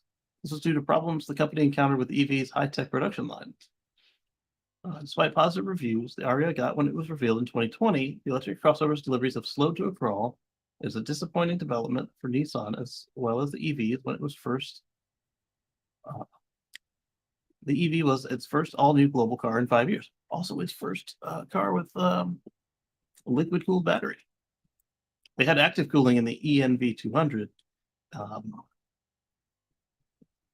Yes. It's also supposed to help Nissan close the tumultuous chapter of its former head, Carlos Ghosn. Yeah, so now they're still on the leave, I think. They've been battling problems that cut production by a third. Wow. Causing deliveries to customers to be delayed. According to 3 insiders, production plans reviewed by Reuters. It means that Nissan cannot capitalize on the positive buzz generated by the car, which is a problem we keep seeing with Tesla, where they're trying to balance demand. And Nissan has been unable to do that. Concerned on the intelligent factory in Tokyo where the manufacturing is done. The production system was designed to allow Nissan to produce different powertrain configurations based on battery and propulsion methods using the same production line. The advanced paint line is one of the major impediments. Sounds just like what we heard with Tesla again. Too many robots and paint sucks. Nissan also faces supply issues on the electronic components after its China-based supplier suffered a fire in January. That's not so fun. The company has also talked about semiconductor supply issues. A lot of these legacy automakers are always complaining about chips, so it's like, where do they really stand? Nissan plans to roll out 19 EVs before the end of the decade, and the Aria starts at 43,000 for the US, and it's about 4,300 less than the Model Y. 52,998 in Canada and qualifies for the IZEV rebate. And also, this is one I was going to do later, but they were calling 1,100 of them because the steering wheel may detach. So we've got Tesla on the Model Y, we've got Nissan with the Aria, and Ford with the F-150 on steering wheels that may detach on a handful of vehicles. We talked about Ultra Red. I don't know that we discussed this. No, because that was 3 days ago. We definitely didn't discuss the Cybertruck got a patent on wheel covers, but they got a new improved high visibility glass roof on the Model S. It looks less tinted, but it has the same heat rejection. And we just talked about the camera. So let's see here. Due to an issue that could result in the steering wheel falling off while driving. The recall comes at the same time as NHTSA is looking into a potential problem with the Model Y. So we talked about how that one person said theirs came off while driving in the Model Y. This is also new that the NHTSA is now looking into it. It's not a recall, it's just an inquiry to trying to find out what happened and if it's widespread and if it will turn into a recall. According to letter from NHTSA recall division, the ODI in March 6, 2023, a steering wheel with a loose or missing bolt can detach from the steering column, causing the loss of steering control and the increased risk of a crash. Yes. Nissan is aware of 3 incidents related to this issue. 2 of them were reported by owners between January 3rd and February 8th, while the third was discovered during a subsequent investigation by the automaker. That's too many. I know a lot more Model Ys for there to be 2 or 3 than there are Arias. As a result, Nissan initiated a voluntary recall, and it impacts just 54 Nissan Aria EVs in Canada, while 1,063 of them in the US. The owner should contact their dealer for immediate repair if the steering wheel feels loose when gently rocking the wheel back and forth with their hands. What's wrong with just checking them off? Like literally open them up, torque them down, and call it a day. Here's the recall.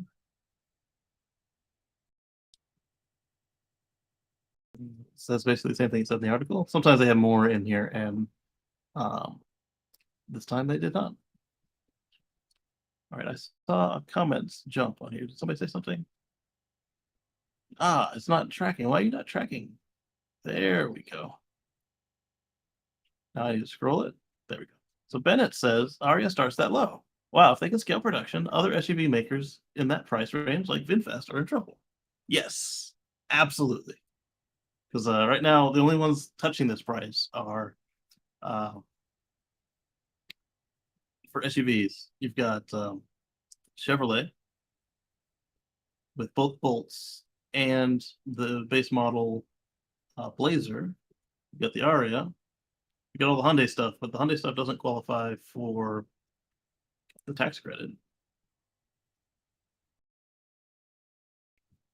then you've got the VinFast, but it doesn't qualify for the tax credit. And you've got the Aria.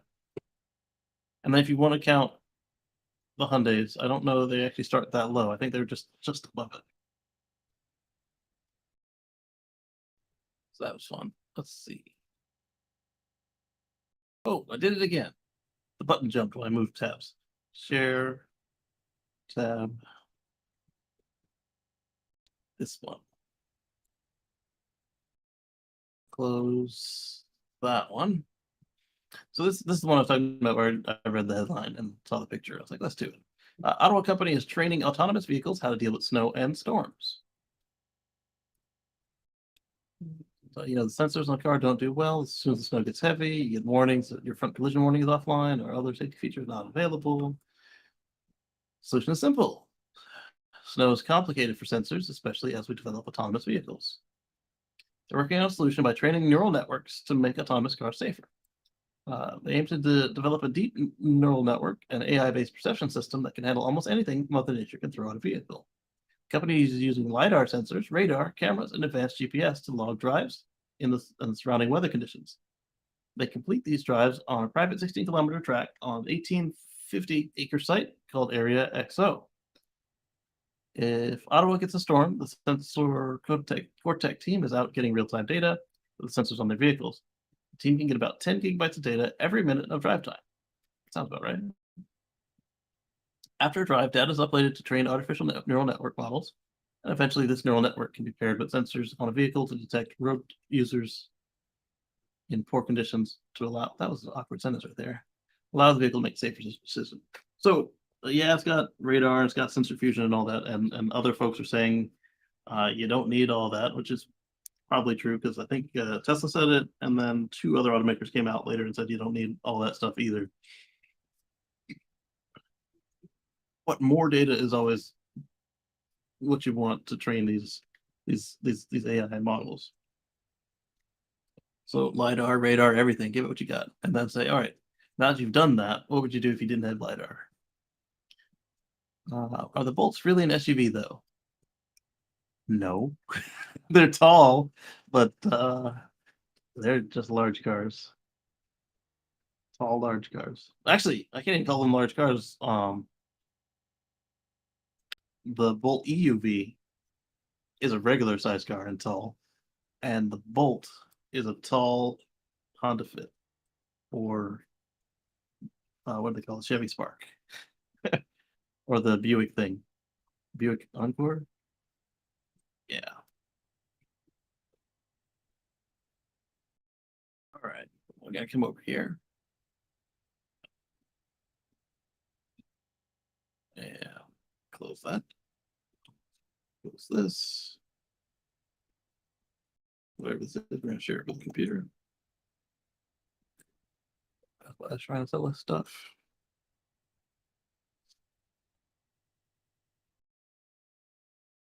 Loading up a couple articles real quick.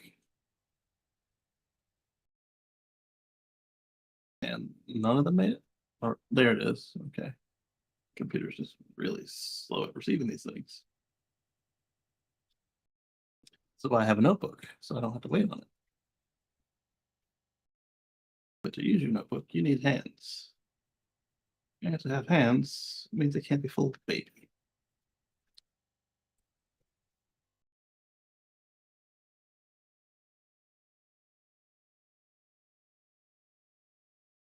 And there we go.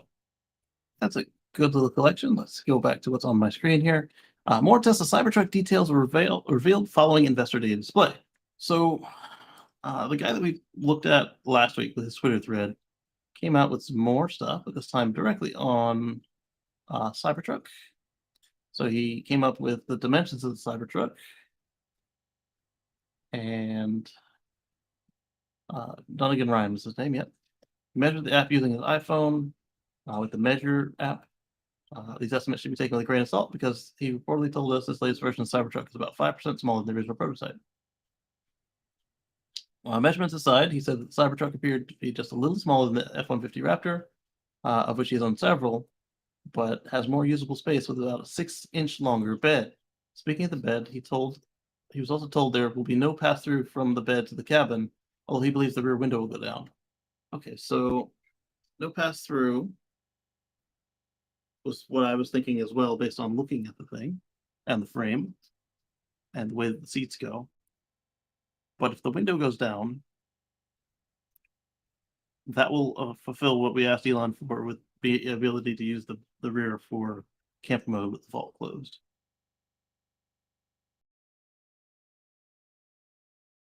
And then if you're small enough, you might be able to fit through the window if you remove the headrest from the rear seats. So let's see. So we got a wheelbase of 145 even versus 145.4 for the Raptor. Overall length of 232.6 for the Raptor and 231 for the Cybertruck. Width without mirrors was 86.6 versus 84. So far, they are comparable. I mean, the overall length is down 1.6 inches. No big deal. The width, 2.2 inches. You could probably measure that. I don't know if you'd feel it, depending on how well Tesla is designed and how bulky the Ford actually is on the inside with the plastics everywhere. The overall height on the Raptor is 79.8 inches and it's variable on the Cybertruck because it's got the air suspension, so it can kneel the bed, it can lower the whole car to low mode. It goes up, as we saw last week or the week before, to the off-road mode where it's just really high. And they both have 35-inch tires. And the bed length on the Raptor is 67 inches to the Cybertruck's 73 inches. And the bed width at the wheelhouse is 50.6 inches. And on the Cybertruck, there is no wheel housing. So it's just 73 inches all the way across. Or 49 inches all the way across, sorry. And unless this is at the widest point, I don't know. It's got this little triangular shape on the wings going down to the bed. So the bed opening width is 60.3 on the Ford and 57 on the Cybertruck. So there he is using the Measure app. All right, so Tesla said they were getting rid of the single motor variant, as many of us suspected, and instead adding a quad motor variant, which is slated to be the first configuration built at Giga Texas. Dunnigan Ryan thinks that they're going to change it again, and there'll only be the plaid motor. Elon said in the past he was getting a plaid Cybertruck, and perhaps there won't be a quad because there's no quad semi-truck either. We'll see what they actually do. But if 3 is enough for a semi-truck pulling 80,000 pounds or 82,000 pounds, do you need 4 for the Cybertruck other than for stuff like tank turn? Which they never said they were going to give us. They just said they were going to give us rear wheel steering. There'll still be a dual motor variant as well. So it could just be 2 options. You got a plaid and a long range, just like the S and the X. What he was told, however, is that all configurations will have rear wheel steering and air suspension as standard. And the air suspension standard makes sense because even the Model X60 has air suspension. They never did come out with a spring version of Model X.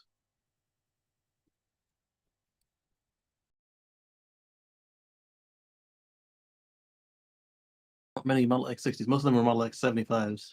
Let's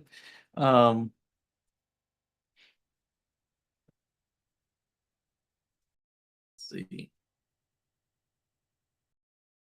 Only come with 5 seats instead of 6. We talked about that last week, looking at the interior.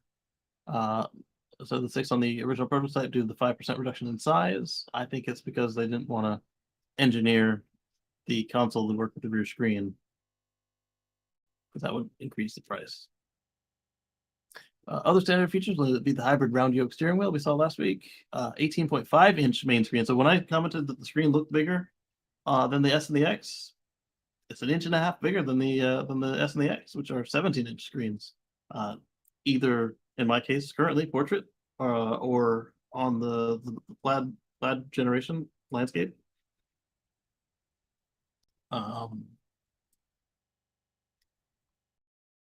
He's also told that Tesla is not working with third-party accessory makers for the Cybertruck. And in his video, he said that was because of their 48-volt system. He suspects that they are going to have a in-house accessory team. And he mentioned also that the doors on the Cybertruck are not going to be self-presenting like they are on my Model X. They're going to be popping like we see on the Mustang Mach-E, but it says just a little bit of pop out enough for you to deal with. And I asked him if he thinks that perhaps this Skunkworks accessory team might add self-presenting doors to the Cybertruck, and he said that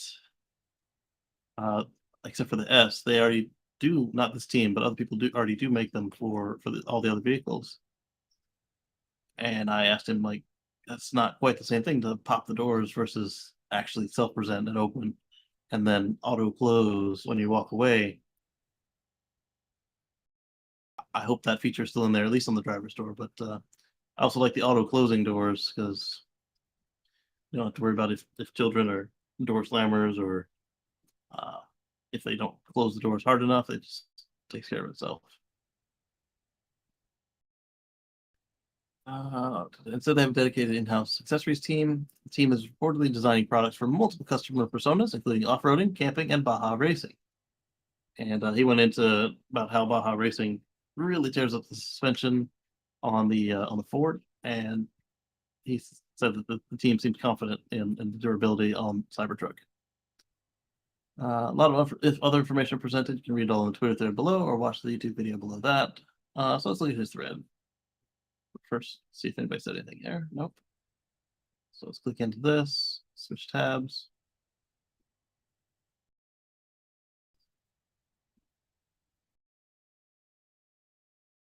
Learned a lot previously unknown info on Cybertruck. All right, let's go into thread reader. This video's out. He knows trucks. I've actually seen videos of his, not this videos, pictures. I haven't seen this one, but I saw this one and this one where he got his F-150 jumped and where he was getting service from the Tesla Ranger.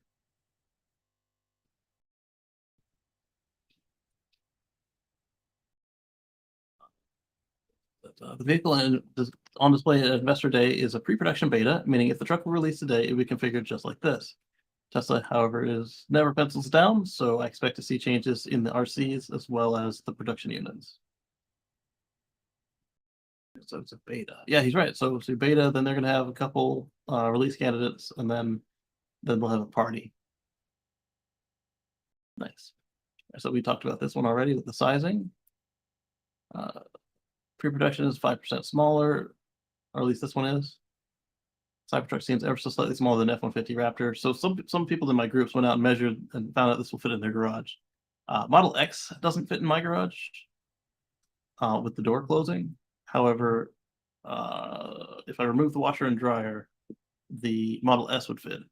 And if I left the washer and dryer in and then touched them with the bumper on the Volt would fit. It's not a normal size garage, if you ask me. Two Cybertruck variants that we know of dual motor and he's calling it performance. I'm gonna call it plaid.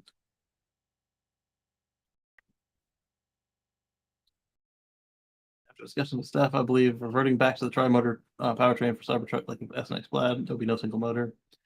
I don't see why they shouldn't do a single motor. That would make sense. Look at all the like work trucks that don't need all the power. So what I suspect happens is even if they don't have a single motor variant, that we'll see one when they go to get all that cash. They might not need it right away, so why engineer it? But I have a feeling that they'll engineer it later, and we'll get a single motor. Don't count on that. I'm just some dude on the internet, but we've seen how Tesla operates. Why leave money on the table? Especially if there's like another tax credit or something coming out where they could use the savings. I mean, because look at it, like every vehicle they've made so far, except the Model X, has a rear-wheel drive model and the semi-truck, but that's still rear-wheel drive because the front motor is on the mid drive. Model S started as rear-wheel drive. Model 3 started as rear-wheel drive. They made a handful of rear-wheel drive Model Ys and a larger handful in China. Other than the rear steering, there's nothing different about the Cybertruck that would change that.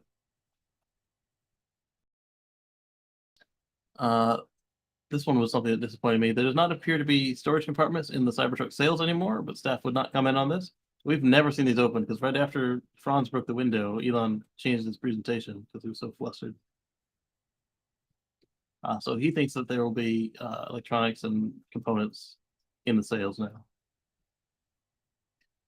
All trucks will have 5 seats and get the squircle instead of the yoke or the steering wheel, which I think makes more sense than what they did on the plaid. Because now you've got one wheel for everybody, so it's still a yoke, but it's still a wheel, and there should be less complaining other than that it's small. And it might not actually be that small because remember the screen is bigger, so it might just change our perspective. It'll have the biggest display at 18.5 inches, no gauge cluster screen, no heads-up display, second row, but it does have a second row screen like the S and X as we see here. We saw the yoke wheel thing. Woke. The windshield light bar will make it to production and contain amber with lights like on the Tesla Semi. So this has been missing from a lot of the vehicles we've been seeing lately. And it's back. I hope that it still has the off-road white mode, but I don't know that it will. Air suspension standard.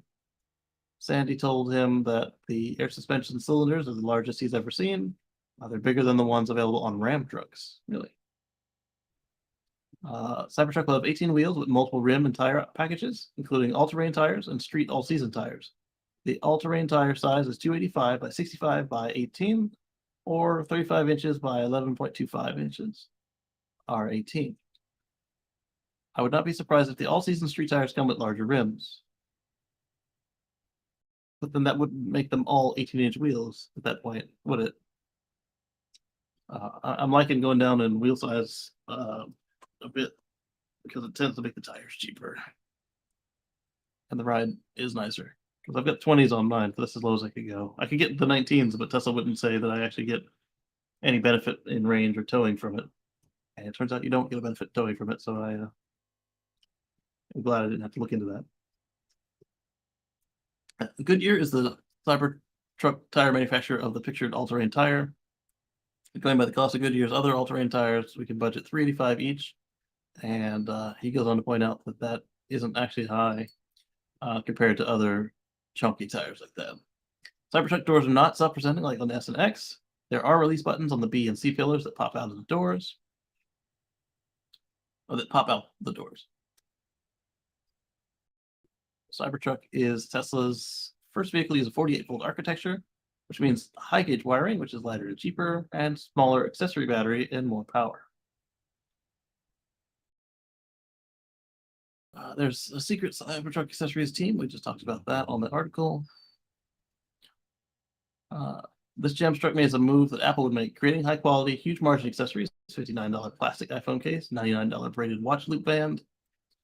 The accessories team is designing products for multiple customer personas, including off-roading, camping, Baja racing, and we saw this at launch day, and I like this. Which is also why I was thinking that it would be nice to be able to get air from the cabin to the bed. Not just me. Cybertruck bumpers and side skirts are plastic, 5-mile-an-hour impact compliant, not steel like the prototype. So all the people you've heard screaming about, oh, it can't survive a crash test, it's not going to work, it's not legal, blah blah blah. And I pointed out every time, this is a company that always prided themselves on acing every crash test. They know how to make it pass a crash test. And apparently the first step is to make sure it's black plastic instead of steel. And there you go. Also, what we saw last week with the way that the frunk and front fascia area are, looks like it's got it's going to bend in and down. He says that the trunk is the front trunk is going to be like my Model X, where it's a hood and it comes up, not like the F-150 where all of this comes up. Looking at the creases and the pictures other people took, I still have a feeling that all of this will come up. At least on the ones that we've seen already. Like that doesn't mean they don't change it so it's a hood, but on those prototypes, if they have frunks, currently I don't see any way that they don't. The whole thing doesn't come up as one piece. And that would be the sensible way to do it. Make this all come up as one piece, put a plastic lip on the inside, and now you have a lot of people praising the ergonomics. Versus with like what we see with the Rivian, people are complaining about the ergonomics of having to lift over, versus what we see them do on the F-150 Lightning, where they can just slide stuff in the front, and people are like, "Oh, this is great! This feels awesome! I don't have to lift." So I hope that they take that feedback to heart. And on the current prototypes we've seen pictures of, it looks like they have, but based on what he's saying, it looks like they're going to stick with tradition. Then it says, if the folks making those accessories have any relation to the team making Starlink accessories, good. Starlink backpack case feels like it came from the REI level brand. All right. I thought about getting that thing, and then I got the high performance dish, and then now you can't turn on roaming on a residential plan, so it's like even less likely I'll move it around. But in addition to turning off roaming, they renamed the RV plan into Roam, and you can roam regionally, or you can roam globally.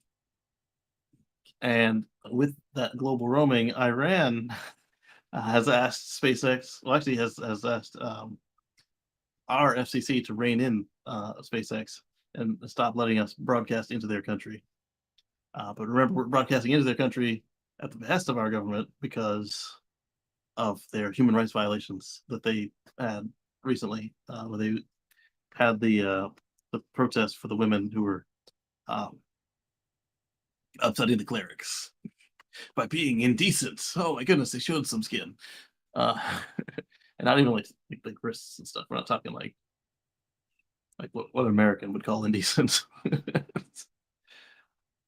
And I'm not mocking their religion. I'm just mocking the fact that that their own people have said that that was an overreach.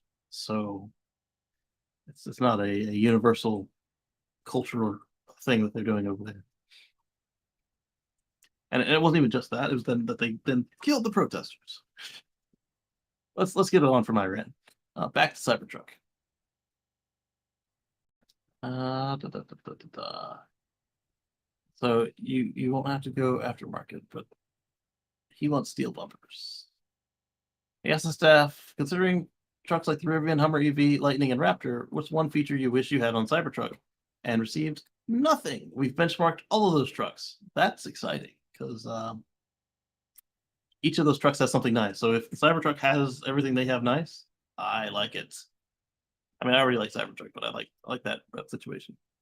Staff would not confirm, but I believe Cybertruck bed is watertight, has drain plugs, and will be able to float like Elon Musk teased with Cyberboat. Maybe. Elon says a whole bunch of stuff that the company doesn't actually listen to him on. Like most of them don't read his tweets. They do read his emails, but I would give this a coin flip of being able to float for any length of time in still waters, etc., like Elon said. But he points out, yeah, there's a bead right here, a rubber bead. I don't see the drain plugs in this photo, but I would definitely want it to be waterproof if I was camping in it. So this angle makes that that tie down system look like it angles down, and it appears to be straight. And this is what I was talking about here with the pattern on the. Okay, so no, it does actually come in a little bit from the wheel though. The wheels are just really far back on Cybertruck compared to other trucks. It goes in a little bit. And that's what I was talking about, the pattern. You can't really see that in most of the photos. I like this tie down system. I like that it's got the under trunk still like every other Tesla.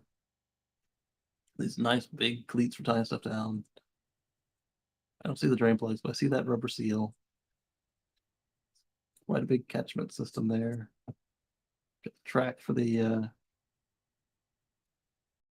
vault cover.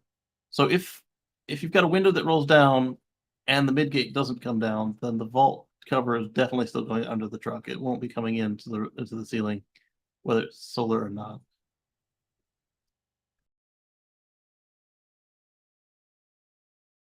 Cybertruck floats, roadster flies, Starship lands, Twitter sinks. He's got all the bases covered. Mic drop.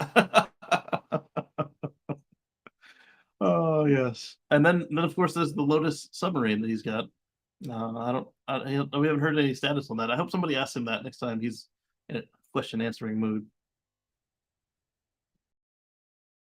If you found this thread useful, please follow and subscribe on YouTube. Here's the video. Things I forgot.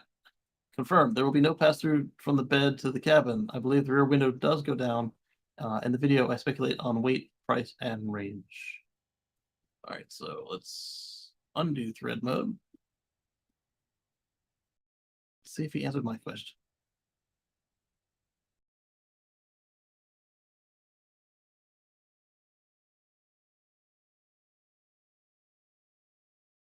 I don't know where I put my question. I think at the end of the thread. You know what? I've got an easy way to find this out.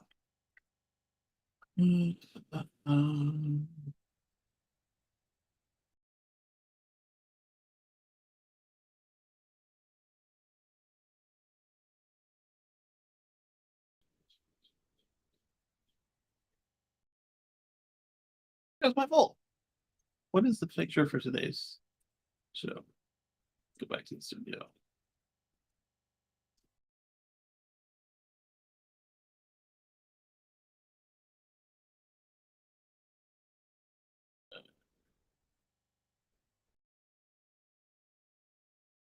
Last week it was the Volt trying to do engine maintenance. And this week it is the Volt charging on a public charger by Ruth's Chris. Anyway, oh yeah, that's the one we're on right now. And there we are. Look at that. So we're also streaming to Twitter.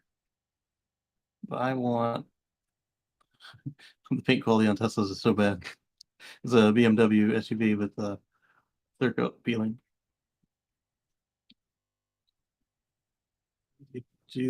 Why would you do this? Oh yes, this is one that Zach brought to my attention.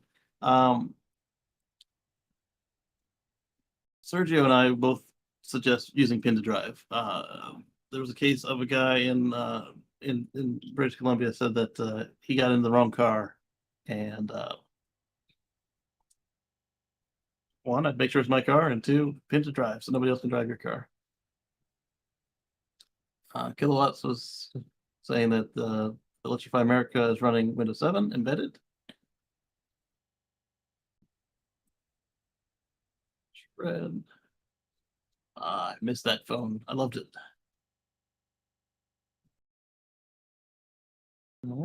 They saw a Model X with some more calibration hardware on it, and it says someone really doesn't want to open their Falcon Wing doors. That's sarcasm.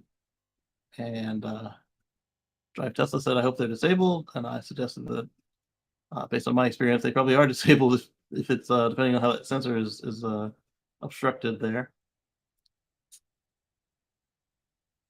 And here we go. So that's Mike. We're talking about the lights. So Mike made a mock-up, but it wasn't quite accurate. You'd have 3 lights in the center. And Technostic pointed out that it only needs 3 lights in the center because it's not a commercial truck. So it might not have the ones on the corners, or it might if Tesla uses the same part as the semi.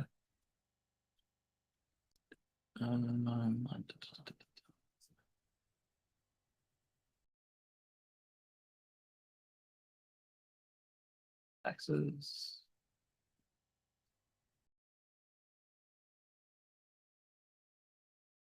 I'm looking for the tweet to Mr. Dunnigan Ryan. This is the one that's coming up real soon, so we'll skip it.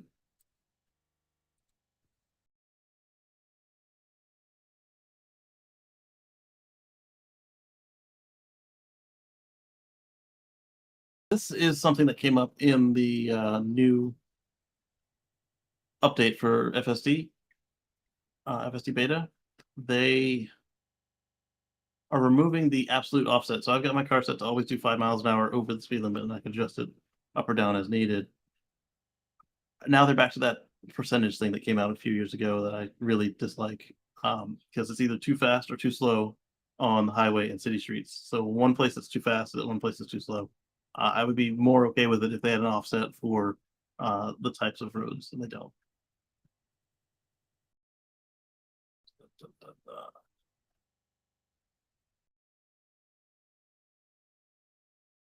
The Hummer truck. How recently did I reply to that guy?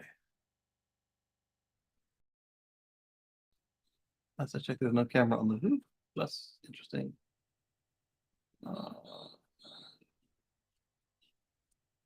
That one was kind of funny.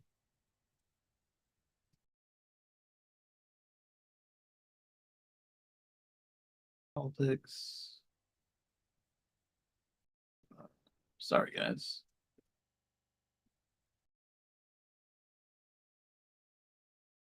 Did I just pass it? Let me go back to the front. We'll try real quick, and then we'll move on. I was just curious if he answered me about the door poppers.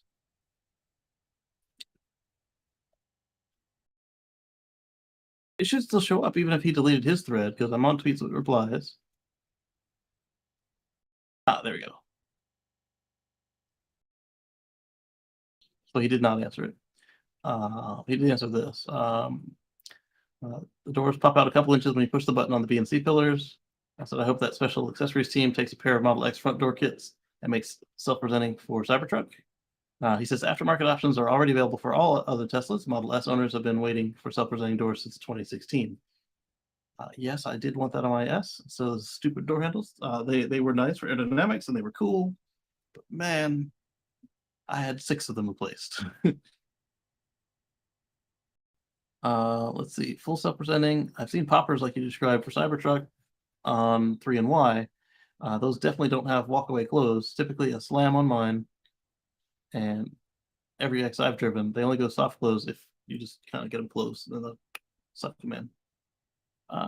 Bennett says, real talk, I'm looking forward to Cybertruck lumped together with F-Series vying neck and neck with Model Y for top US model sales. That'll be fun. I mean, I certainly hope that the top selling vehicle in the US isn't a truck again, like a pickup truck, like large, like F-150 and Cybertruck.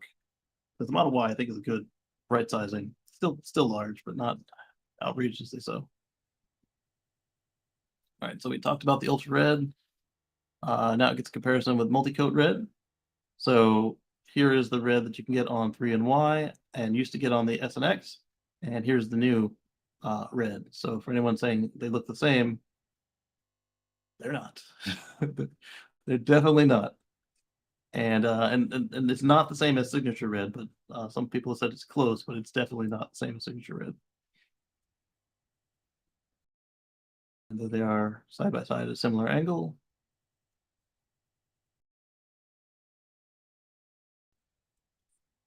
There we go. Moving on. Close my Twitter thread. Tesla sets up a new department at Giga Berlin to oversee building permits. So hopefully we get less of these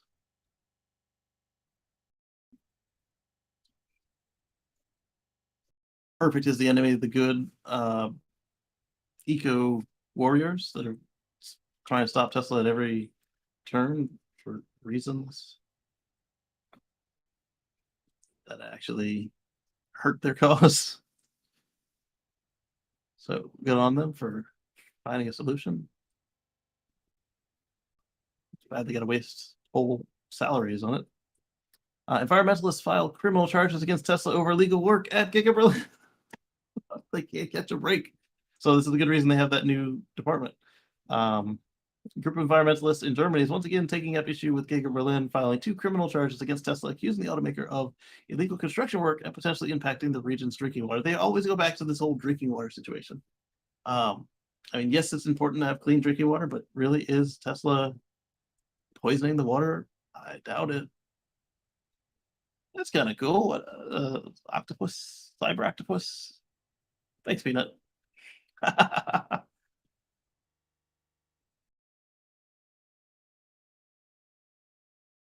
Steve St. Pete says, dropping a like. Thank you. Yeah. Everybody give us a thumbs up if you don't mind. Appreciate that. So the charges were filed in Frankfurt and on Friday and include a charge against Sasha Gam, the first deputy of the Order-Spree District and head of Department 3 Construction. Whoa.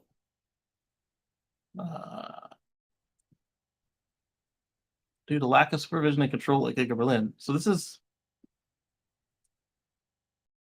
the government official they're suing.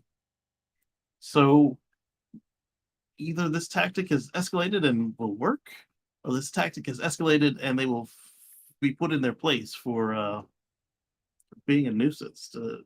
I mean, like I said, you're an environmentalist. You want to see the environment protected and improved on, etc., right?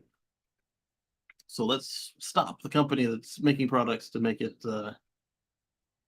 reduce everybody's impact on their personal transportation. Stopping Tesla isn't going to make more trains. Getting busy at EV Solar for Bucksport, Maine. Yay!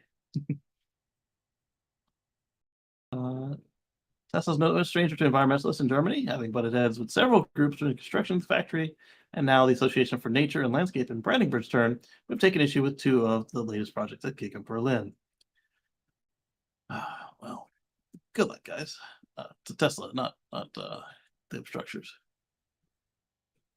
All right, so this one was that tweet I scrolled on by from Drive Tesla. So Mitsubishi Motors is going to electrify by mid-2030s.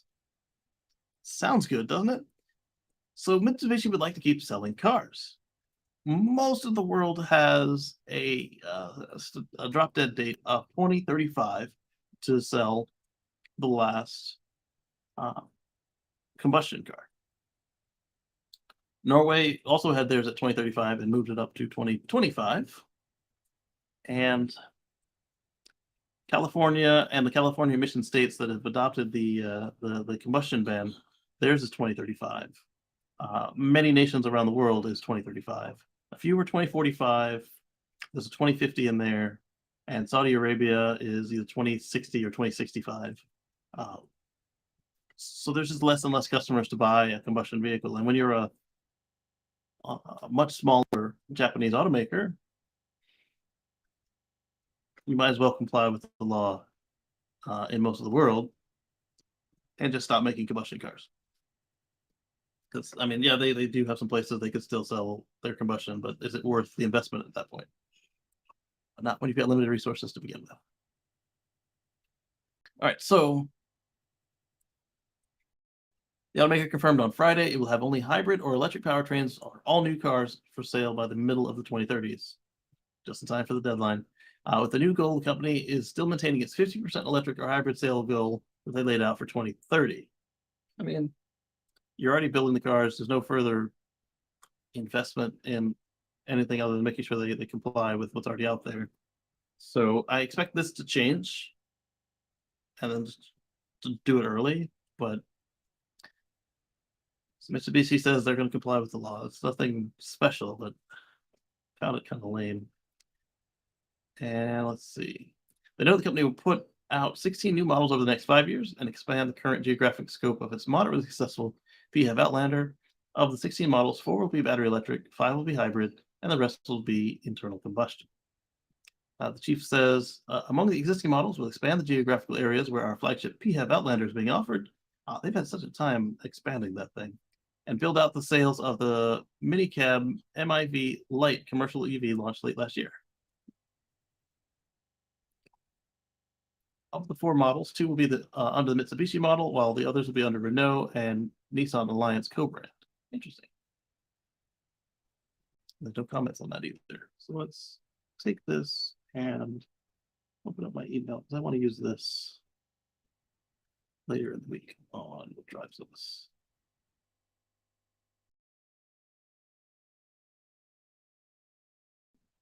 Email from us. I think it was Friday. It was yesterday. It doesn't really matter. So what I'm about to do is type in Frost. Got a lot of emails. It's ridiculous.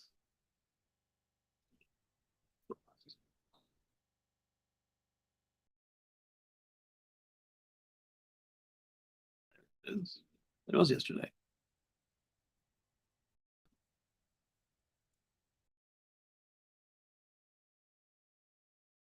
That'll be fun. Interesting. We're gonna have an interesting discussion on what drives us on Wednesday. All right, so for mine, this. Yep. Boy. Yeah. Why with the law? It's a pat on the back.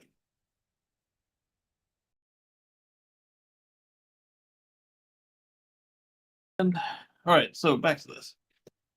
Moving. So while we're talking about automakers having a hard time with things, General Motors is offering buyouts for most salaried U.S. workers.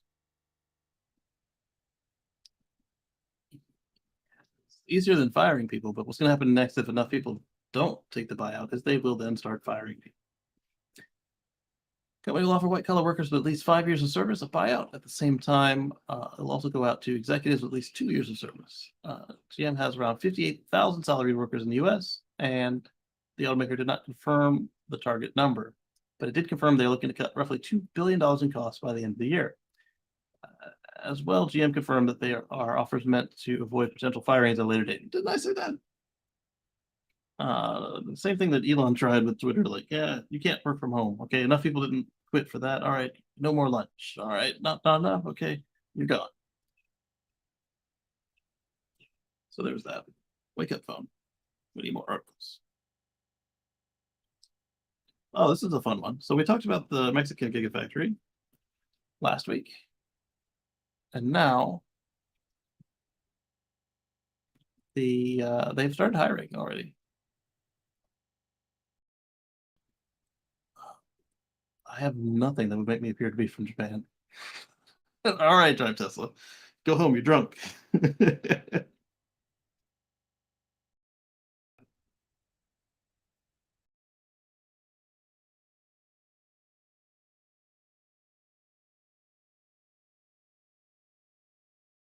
We got more articles for you guys.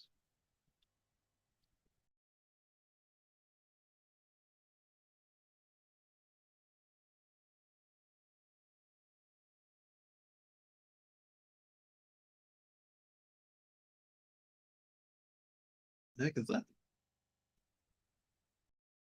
Connection refused.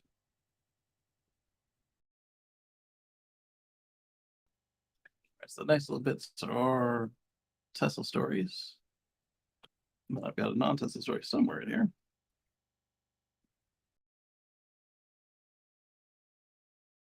Let's just say Volkswagen has raised their EV target for Europe. They are now looking to be at 70% in 2021, and now they're looking to be at 80% going forward by 2030.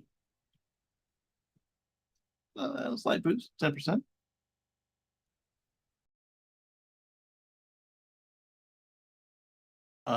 While we're talking about Giga Mexico, officials have confirmed that Giga Mexico could receive final permits this month and begin producing vehicles next year, as they told us already. So the new part is the permits. All right, so we talked about FSD beta.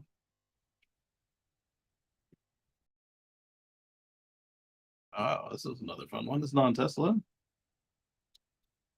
Share that with our device. And we'll go on to talking about Giga Mexico.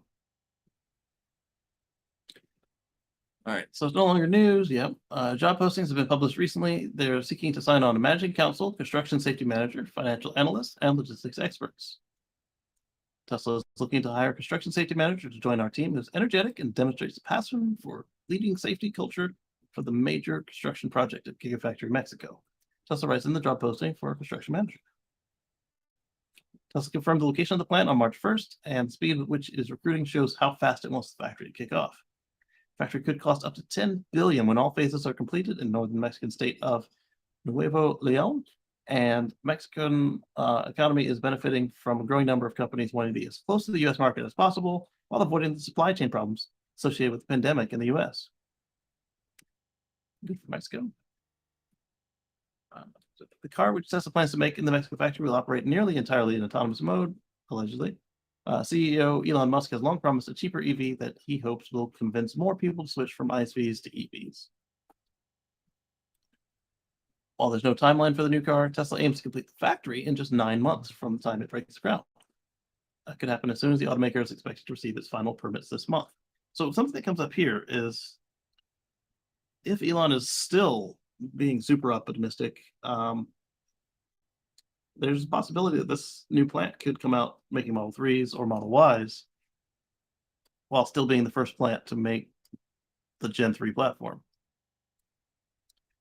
Or the Gen 3 platform could not be fully autonomous, just like the rest of the fleet isn't yet anyway. Level 2. Just my sugar here. I'm not feeling good. That's why. More snacks on show. It should be the Kacey and Friends Eat Snack Show, huh? Dan says I chose violence with GM. Got that segue.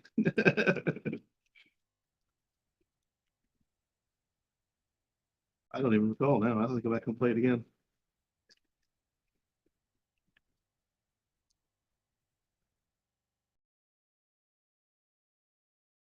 Comments?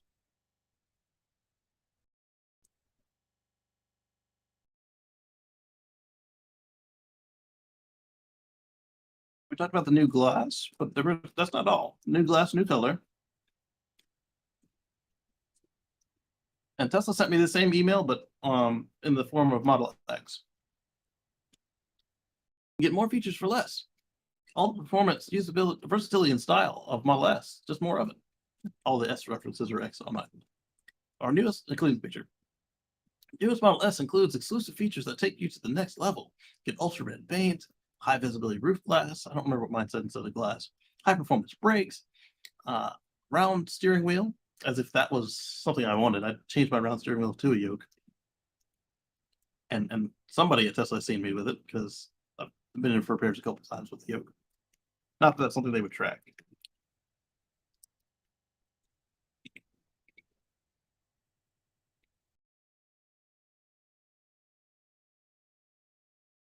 I don't know. It'd have to be a lot more to get me to get another X instead of waiting on Cybertruck. Or if something happened to my X, I would replace it with another X, obviously. Unless something happened while Cybertruck was en route. Improved brake pad link goes to the round steering wheel article. Higher performance brakes aren't up to the vented ceramic brakes offered for a normal car, right? Something between those and Camry brakes on a super. What? I don't know. I think that they are the ceramic kit. We'll see how much they charge for it because it unlocks your speed.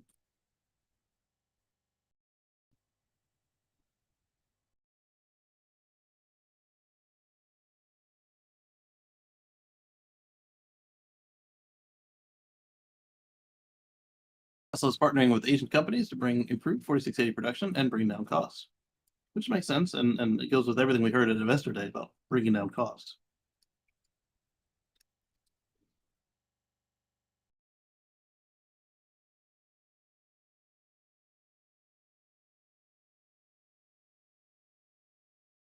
That's all there is to say on that.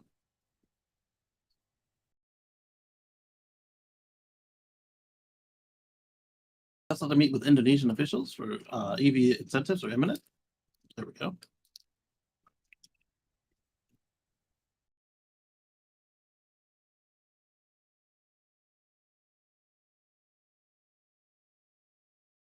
These incentives will kick in on March 20th, so just in 8 days, and are meant to attract EV companies like Tesla to make investments, and cabinet member this guy has revealed. The incentives package will apply to over 200,000 electric motorcycles, 35,900 EVs, and converting ICE motorcycles will also be covered up to 50,000 units. I wonder how that works. Converting a motorcycle, there's a lot less room on the frame for that sort of thing than converting a fossil car.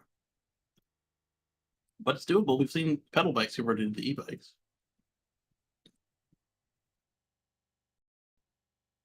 Not quite the same thing. Indonesia wants to develop its local EV manufacturing sector, and is banking on rich nickel reserves as a key material in EV battery production to attract EV makers. I wonder if that could be the other gigafactory, the not Giga 1, not Mexico, that we heard them working on. Perhaps. All right, let's switch gears from Tesla for a second. I said switch gears.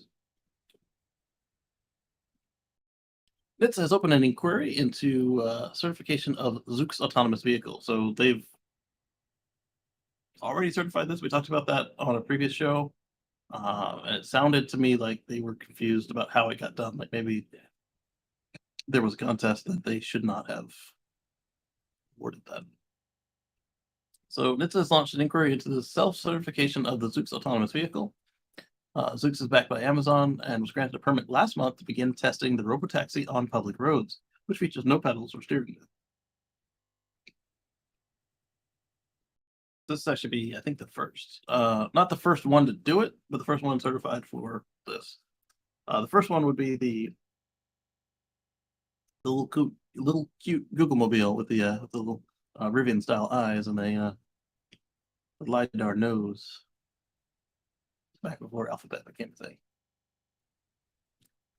Is that unique configuration without traditional driver controls that forms the basis of the inquiry. According to NHTSA, companies can develop their own processes to prove their autonomous vehicles meet safety regulations, allowing them to self-certify the vehicle. NHTSA had asked Zoox for additional questions on its self-certification last September, and on Monday announced they were opening an audit query to determine whether Zoox's certification basis depended on unilaterally developed test procedures or determinations that certain standards were inapplicable due to the unique configuration of vehicles. Ooh. Good luck, Zoox. When contacted for a comment, Zoox counsel Christopher Nalavenko said that their tests have met or exceeded applicable federal performance requirements, and we are committed to working closely with NHTSA on questions that they have, and we remain confident that our self-certification process and in our self-certification process data. Zoox conducted their first successful test of their bidirectional EV last month, where the autonomous vehicle drove between two of the company's offices in Foster City, California, and testing will expand soon to include all employees who can opt to travel the 1 mile route between the two offices in the vehicle. If the trials are successful, Zoox aims to expand beyond their limited test area and begin offering rides to the public. There's currently no timeline for when that might happen. Here's a GM version of that. And this is why our friend Terry Travis said that all vehicles are going to look like bread boxes soon. You get the maximum volume for your passengers, and who cares what they look like if you don't own them and you're only riding in them for a few minutes at a time. And so this is a Toyota labeled as a Zoox vehicle. So Zoox owned that one and was testing out their autonomy suite, clearly. All right, let's get some more articles. All right, basically, Gigafactory does what? Create over more than 5,000 jobs.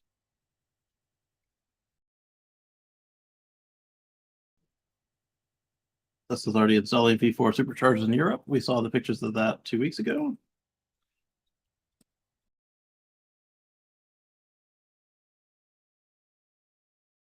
Reiterating again, they do have longer charging cables, so this should be good for the Magic Dock.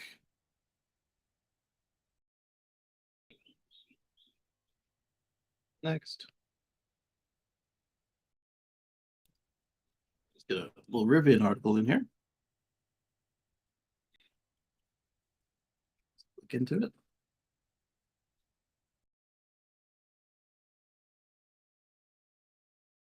And then we'll follow it up with another Rivian article because why not? You can follow a theme here. Ford has delivered its 50,000th Ford Mustang Mach-E. Not bad. Not bad for a company that is in the rearview mirror and knows it and is trying to do better. Because without competition, I don't imagine the test will be very good. We got a video from Shanghai.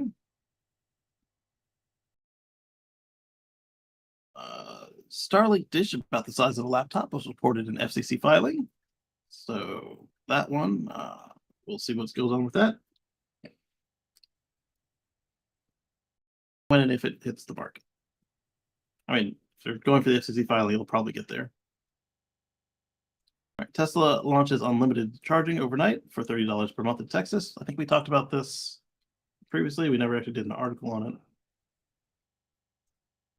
That's just because there's so much wind energy at night in Texas, and that's using the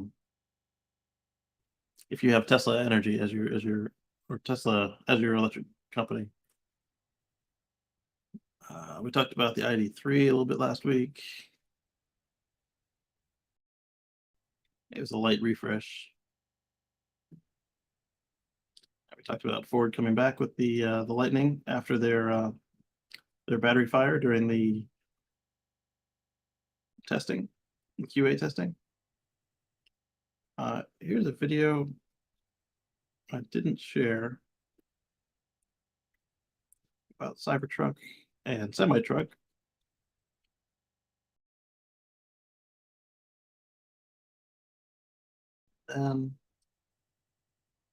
Lucid Air is going to get their connectivity provided to them by AT&T, so just like Tesla. We talked about the CCS retrofit being available. And then we talked about how they canceled my appointment and said that they would get back to me on it. Yeah.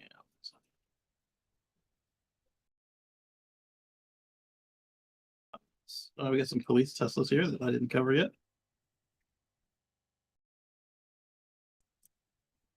And a job posting hints at the start of Giga Berlin factory tours. We might have touched on that.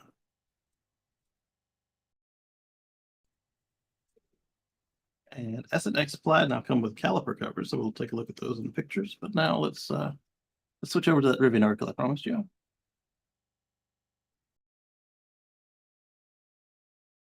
I've already closed those tabs, so hopefully they all made it to the computer. All right, so switch tabs, close tab. Rivian has pulled ahead of Tesla in EV satisfaction survey. So according to JD Powers, executive director of EV practice, Brent Gruber, he commented to say the survey shows a shift in how people judge EVs. The results reveal that consumers are more concerned with how an EV looks and drives instead of how long it can go on a single charge, which used to be important. Yeah, because they used to be short range. Rivian owners have less buyer's remorse than the rest of the EV industry, including Tesla. The company's R1T pickup scored higher than Tesla's in a JD Power customer satisfaction survey. Okay, what score did they get? Gruber said that Tesla was also finally upset from the top spot because of an increase in EV options and models. Consumers had less freedom to choose about a year ago. Yep, and R1T didn't exist then. Sarange, the Rivian CEO, has called the result an endorsement of his company's leadership in terms of enjoyable ownership experience. Survey reached more than 7,000 owners of 2022 and 2023 model year EVs. The Mini Cooper Electric came in second, and the Kia EV6 got third. Fourth place was the Tesla Model 3.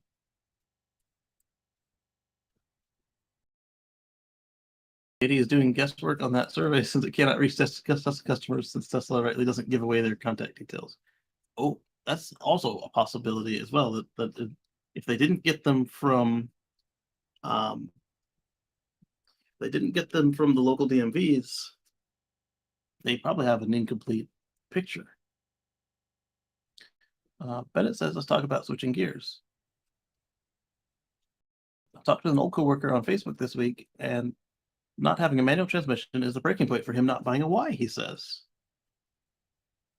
Interesting.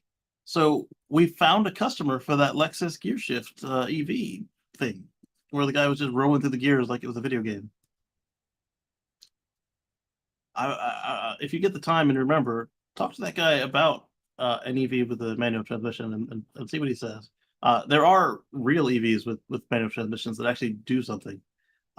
These are the home conversions, so you can use a smaller, cheaper electric motor if you leave in the manual transmission, and you can just switch. Most people just leave it in second all the time, but if you need to, you can switch to third or down to first. But most people just leave it in second, and then reverse is a button that spins the motor backwards. So I'm curious if that would make your friend feel more comfortable. Like either the fake one in the Lexus or the real one in the conversion EVs. I told him it still has the feeling of engine braking. Yeah, it's got strong engine braking. No, he wants to feel like the acceleration counts on him too. Personally, I love that it's just floor and go. First gear, full quarter mile. Yeah, I don't like having to do all this to get up to speed. Like I'm not driving a 36 gear semi truck, and I'm on the drag strip. I don't have time. Like there's a reason that all the drag strip cars are automatics. I mean, I don't mean all of them, but like the professional custom built, like they may even have like a dual clutch, but it's still automated. Like the driver doesn't have to mess with that stuff. They just floor it and go. I say just that's a simplification because It's intense. And talking funny cars and top fuel tractors, of course, here. Like they'll burn an engine up on that. Hey, baby.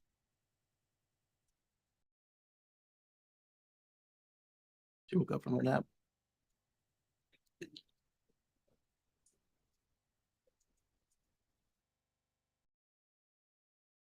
And we still never determined if that Lexus will let you stall it out if you don't do the gear shift correctly, because that would be even more fun and realistic.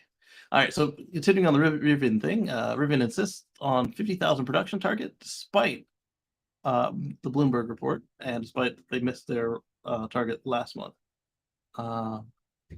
This photo right here, baby hit her head on the wall and is not crying. Again, ouch, baby. Yeah, that sounded like it hurt. Oh, man.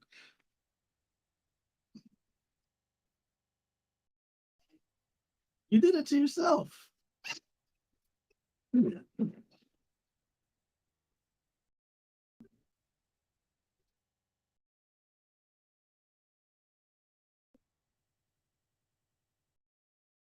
I understand. I understand. It's painful, yeah. You hit that thing hard. I would be crying. It startled you? Yeah. That's it then. You want to mommy now? She didn't do it to you. You did it to yourself. Blaming her mom.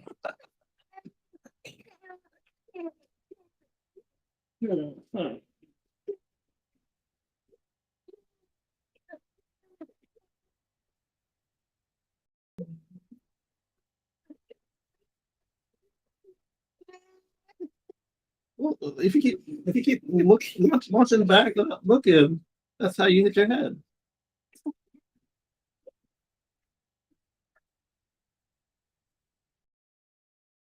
It's okay. It's okay. You're fine. Yeah. Well, stop doing that.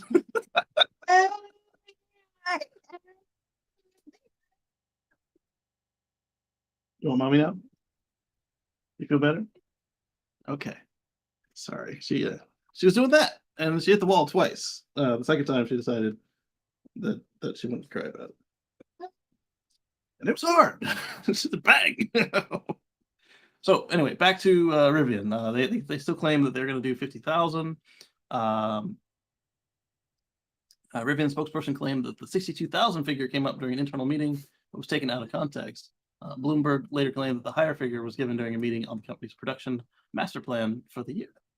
Okay, so that's fine. You can have an internal production target that's higher than what you're telling your shareholders you're going to do, because stuff happens. I figured that the report was going to show that they were showing less on Bloomberg, and not that it had anything to do with internal documentation. So let's go on to Venice.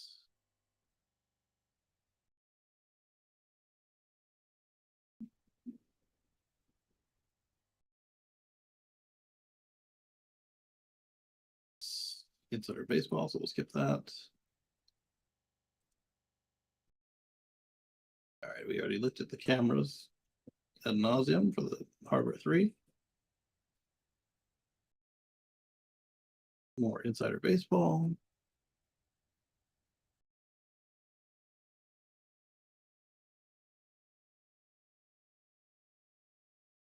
This was fun. We talked about this one, and it's a good follow-up, so we'll put that in a new tab.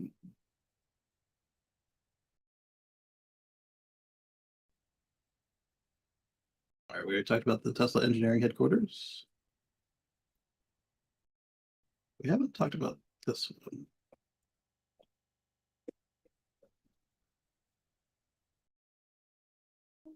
We did just talk about the Model X prices being cut in US and Canada. We'll talk a little bit about VW employees and their weird ass response to how to make the customers okay, or the employees okay and comfortable. I've got a vlogging camera or the S23 Ultra.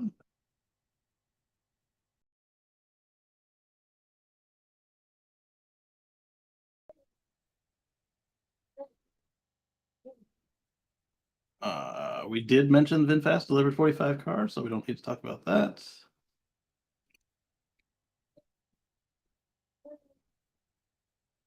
We will talk about a Tesla recall, a real one, not a software one. So pull that up. And we'll go there next after we look at these municipal Model Ys. So Venice adds 3 vehicles, one to be used by the police and the other 2 to be used by the rest of the government. There you go. Electrify all of the things.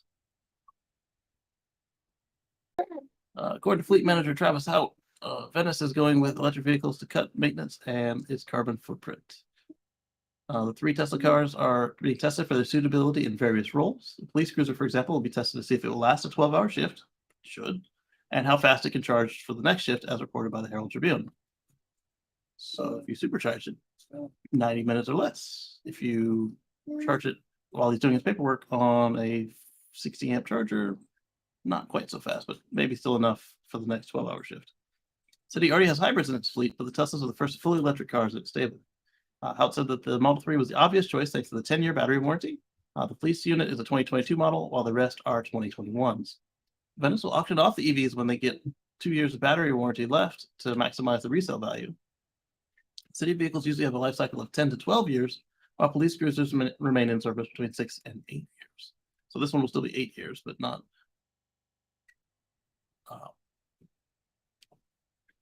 6. All right, so let's get to the recall before I forget.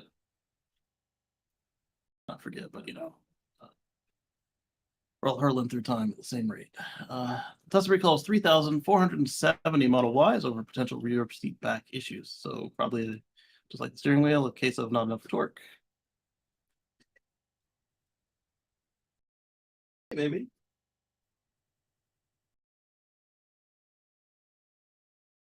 All right, so the second row seat back may not be properly fastened, which could cause a reduction in the seatbelt system's performance. Unlike the majority of recalls, this cannot be fixed over the air. Yeah, no stuff.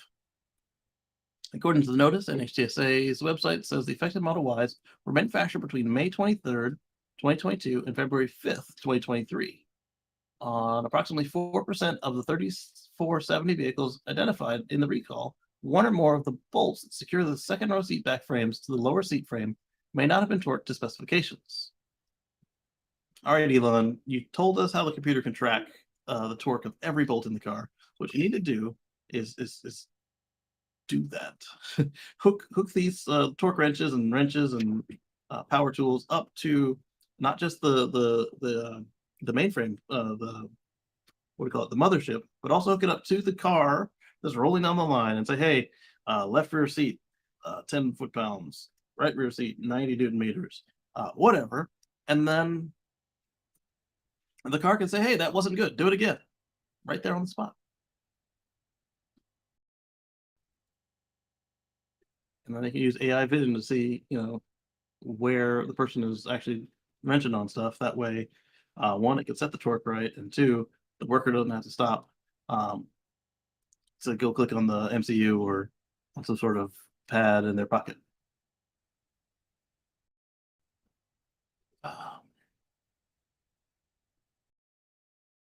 So again, the whole of the recall was in the article, so we can skip that. Go back to the Model S and X Plaid. All right, so we saw how the Model Y performance rear calipers were covers.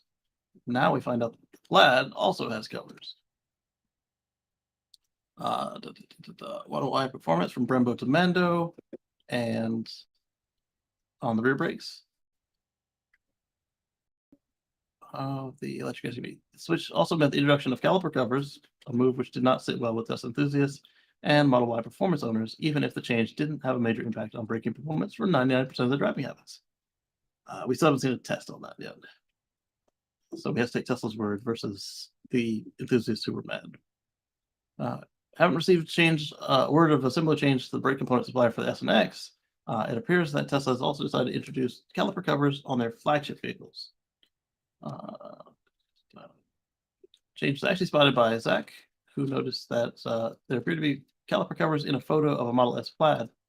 Since this wasn't something Kilowatts was keeping an eye out for, instead of looking for new cameras, They decided to head back to Fremont later in the day and unfortunately confirmed Zach's suspicions, finding caliper covers on a Model X Plaid. We'll look at the tweet in a minute. Just like when the change took place on the Model Y performance, neither the Model S or X Plaid had received any changes in the descriptions in the online configurator, with both vehicles still mentioning they come with high thermal capacity brake pads, which could still be true even if they have a caliper cover. Oh, it's lunchtime. Yeah. Let's oh wait, here we go. So the carbon ceramic brake kit, 27.5 Canadian or 20,000 US. And so it's back. That high performance brake kit is it's another name for the other one. All right, so here we go to Twitter. For some reason, opened a new tab.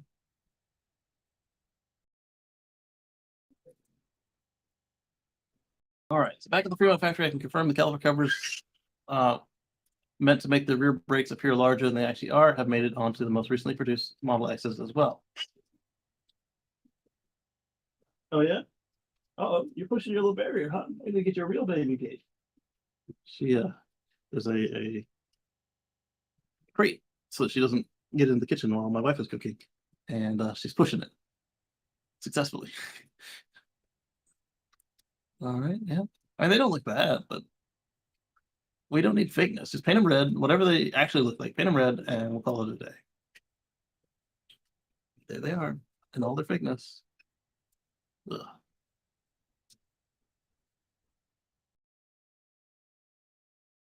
So it looks like, unfortunately, now the Plaid S has caliper covers over the old calipers, just painted red in the rear. Definitely disappointing if true. All right, so here's the S as well. Yeah.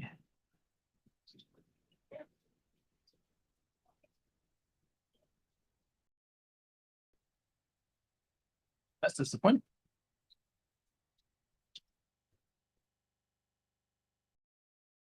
Any knock-knock videos, or did we miss your TikTok post? He said, because these are future customer cars, I try to avoid touching them. That's a very good policy.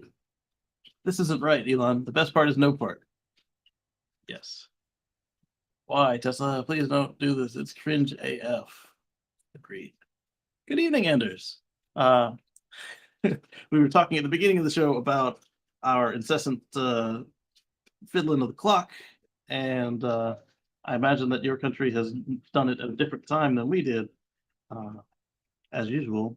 If yours even participates at all, you're more northern, so I imagine that you guys do play with the clock twice a year as well. I can't wait till we stop. Literally, just adjust your business hours and your school hours and leave everybody else alone. But there's a couple places in the U.S. that understand this. And a couple of them have actually voted on it, and it's not going to work out, which is yeah. And I derided. Sneered at wartime. Like, is anybody still alive from when wartime was implemented initially? I didn't mean to click on Cyberblocks. Cyber DX. Must be a reason heat dissipation comes to mind. I don't think so. Why are they wasting money to pay for this extra part that literally does nothing? They could keep CRUD out, possibly. They keep CRUD in, actually.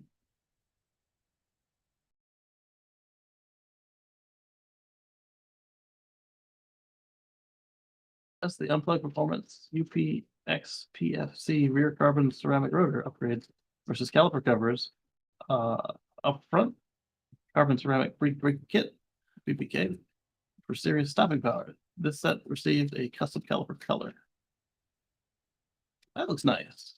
But I would probably want a comparison between the aftermarket ceramic kit and the production ceramic kit, or the official production, the official ceramic kit. Did you change the brake fluid? Yes, you need to. Yeah, you need to perform brake flush when changing front calipers. We include 4 stainless steel wrapped brake lines with that kit. So for higher speed driving and harsh braking, we recommend DOT4 fluid. Oh, you're right.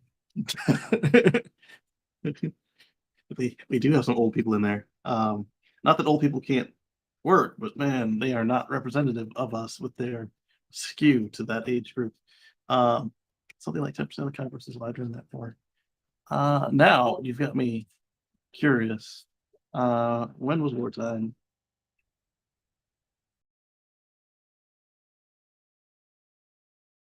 Um,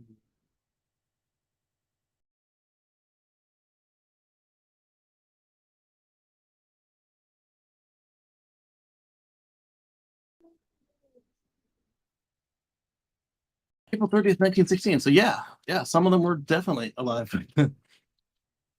uh, we're pushing it though.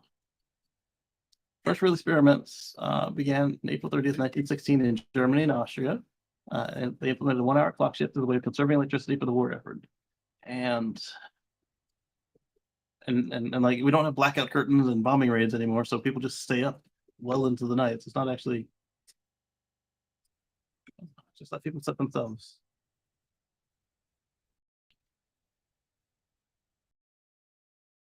So now let's see in the US.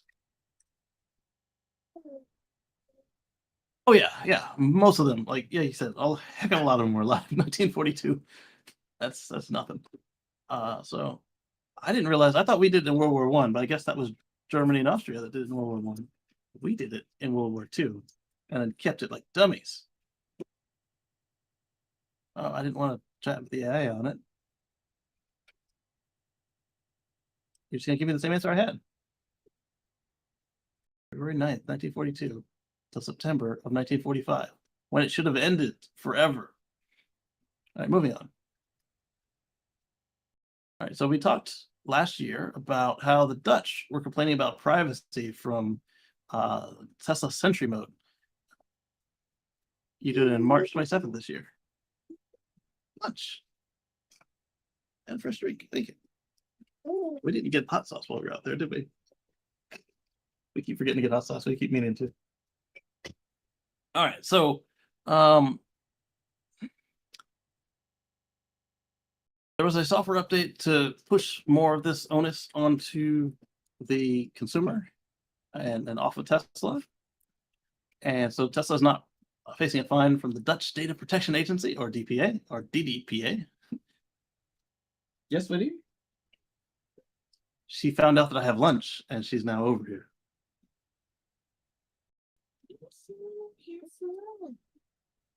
Oh, you want mommy now? Or do you want me? I thought you wanted my lunch. Oh, she's waving hello, but she's off the screen.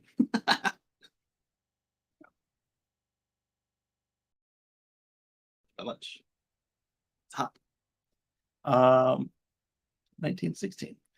You're right, actually. I ran over my foot with the chair. Ouch. You were right, actually, though, Bennett. World War II for the US. And Anders says March 26th starts here. And you wrote it in French.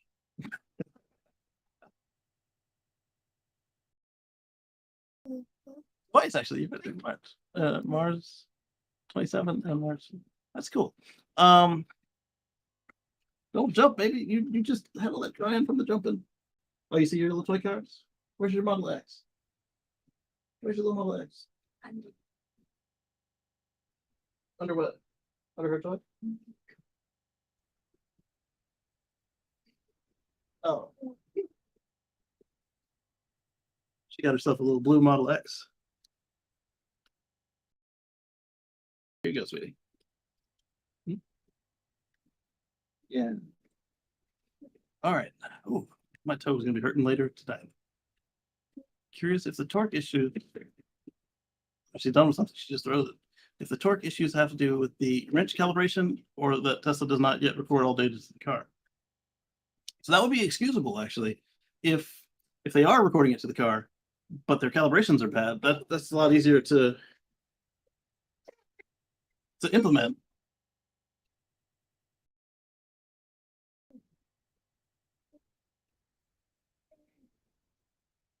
I'm not actually eating the food that she saw, so she wants to go away.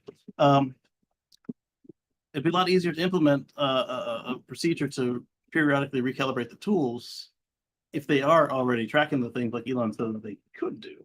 But if Elon said they could do it, but they aren't actually doing it, then they actually have to implement that. And that would take more time and be harder to do. I like what you're pointing out there, Joel. I'm curious what the problem is there, because he made it very clear they know every bolt, or could know every bolt. All right, so the concern was that the Sentry mode recording footage in public settings, because remember in Europe, a lot of places in Europe, they're a lot more concerned with CCTV and privacy than we are here in the States.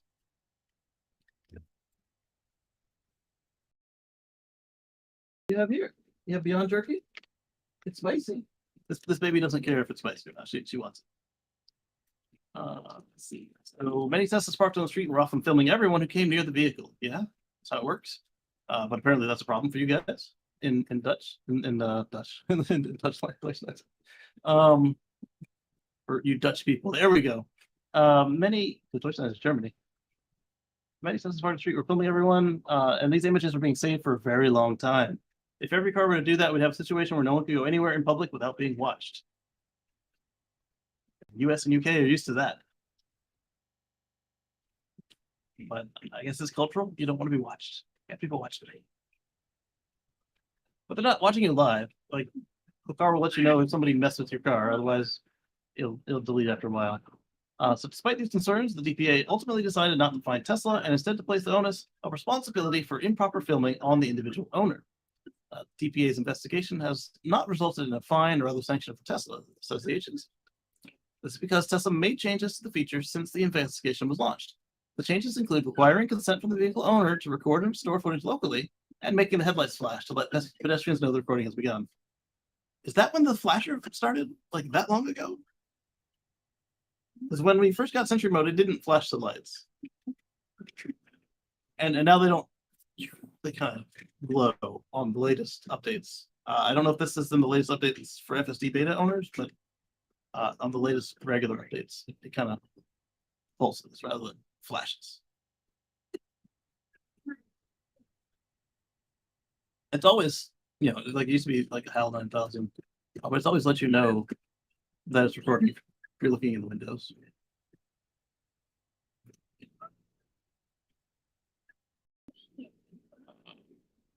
Andrew says we are more restrictive about surveillance, but politicians here want to monitor more and more. Yeah, that part I agree. I don't like being surveilled by the government.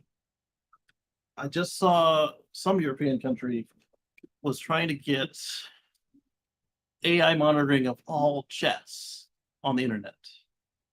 And if that goes through and is somehow possible to implement successfully, that has great privacy implications, because like literally every chat, and even though it's a computer monitoring it, what if it's wrong? Now when it flags a report, now people are looking into stuff that's none of their business and was not in violation. And I hope that this group fails at their idea of getting monitoring all the chat on the internet. That's even worse than people being able to look at you on the street. It went through? Oh my goodness. Is there a way to like challenge it? Was that the EU, or was that just that one country? But what I did want to share next while we talk about this violation of human rights is human right to privacy. The new 18-inch aero wheels are spotted on Project Highland in Tesla Model 3. And these are just the wheels, not the cover. So we have the center trim ring is missing. You'll probably be able to get a beauty cap just like the current ones. And it probably has a cover just like Cybertruck and Model S. Yikes, that's all of the EU. We gotta, ooh, that's not good. It's not good at all. I didn't know it was going through, so I didn't research it enough. Let's hope that the EU court or the UN puts a stop to it. I agree. And for those of you that don't know what we're talking about, I'm going to pull up a search on it and we'll see what's in it. All right, so let's do EU chat monitoring.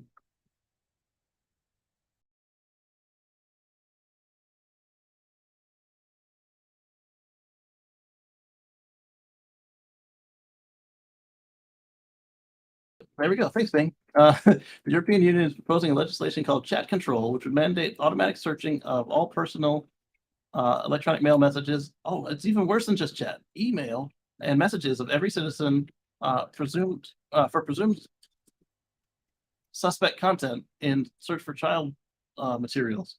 The proposed chat control legislation on indiscriminately and permanently screening all private communications would violate the fundamental rights of EU citizens. I agree. So does Anders. The European Commission has already announced a follow-up regulation to make chat control mandatory for all email and messaging providers.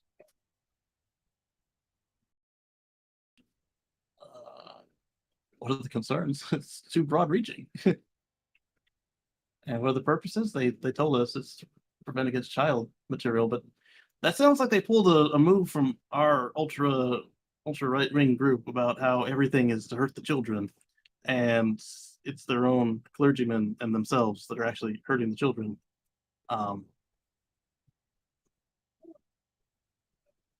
Yikes! I hope that you guys are able to defeat that as a non-citizen. I can't really have much more impact than that, other than letting you guys out there with Anders know that let your representatives know to do the right thing. Well, I don't know that they have any impact on the court itself. All right, so employees are anxious over shift to EVs, and so VW puts them in escape rooms. Maybe. So if I were anxious and afraid of my future, I don't know that an escape room would actually help. That would just further increase my anxiety because now I'm trying to get out of a room. I like that movie Escape Room because there were actual real implications to if you didn't make it out in time.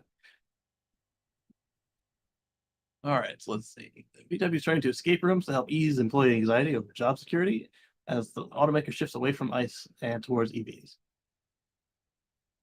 They committed to spending $89 billion on electrification efforts through 2026, and using that money to build an using part of that money to build an escape room at its headquarters in Wolfsburg for some of its 22,000 workers. What? I'm not coming into work to use an amusement park on my off time. That's ridiculous. That's right, Bennett. Patriot Act, Eurospec, but even more invasive than what we got. And ours is pretty bad.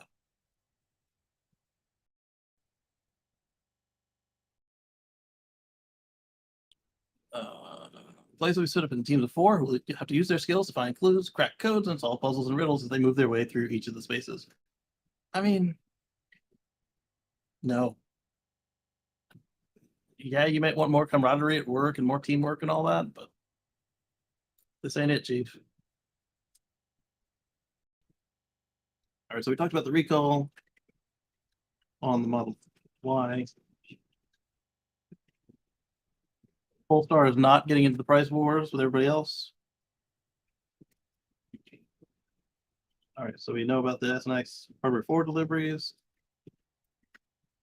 Prince Edward Island has expanded EV rebate program to include new Teslas, increases the price limit for used EVs. That's nice. Let's look at the used EVs side of it. You'll now get $5,000 off a new or used EV or $2,500 off a plug-in hybrid. Oh, my scroll just went crazy. Along with the inclusion of EVs purchased off island, Prince Edward Island has increased the price limit of eligible used EVs from $55,000 to $70,000. And this is retroactive to January 1st, 2023. So if you already did this, you can get your money back.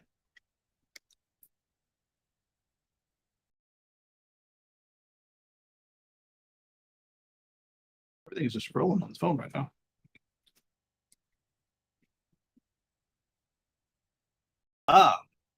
Here's a fun one.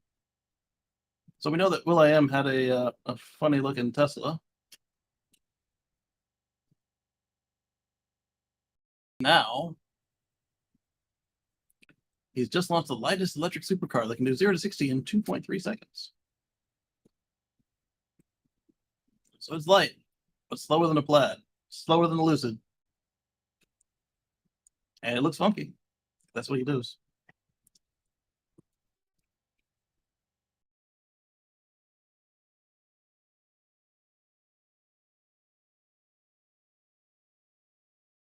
The ATOX Apex AP0, the lightest ever electric supercar, officially launched in the US.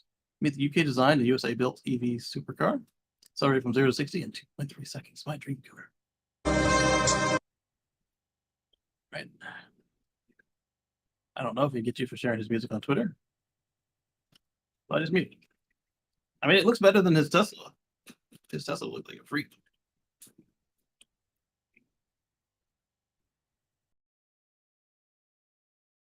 Also less useful than his Model S because it's a 2-door instead of a 4-door. But how many 4-door supercars do you know of?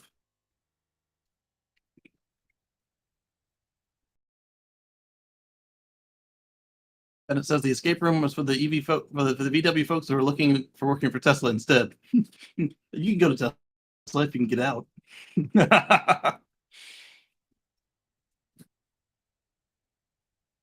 That's a cool looking cargo bike.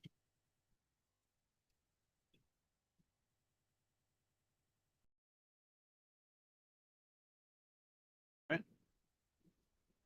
Tesla Model S and X earned the Kelly best resale value for 2023. So let's load that up on the screen.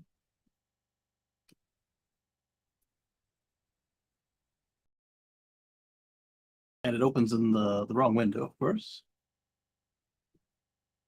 So let's move over here, share this tab instead, close this whole window, and pop this up here.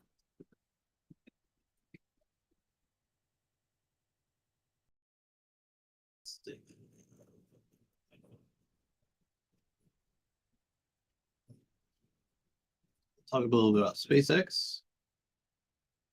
NHTSA opens investigation into what? It's Model Y steering wheel falling off. We talked about that. FSC beta. Tesla's next gen EV to be almost entirely autonomous. We'll wait and see on that. Just a service manual about the dummy camera. We talked about that at the beginning of the show. So while we talked about how Polestar is not going to participate in the price wars, Ford has further continued the price wars and has cut the price of the Mustang Mach-E prices in China. That's in response to Tesla cutting the prices of Model Ys in China.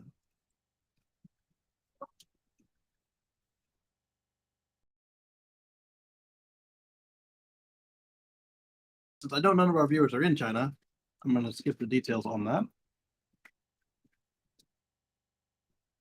Talk a little bit more about GM Ultra Cruise. Where'd it go? There it is. Okay, scared me.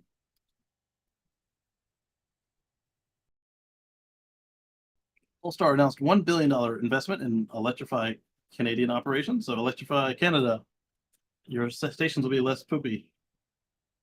Enjoy. Talk about how many Hummers are actually being built. Talked about the Aria recall. We talked about the SpaceX RV, the Starlink RV package being renamed, and the ultra red paint. Oh, and this one is really fun for me. It's a video shared by Tesla, so we're going to pull that one up next.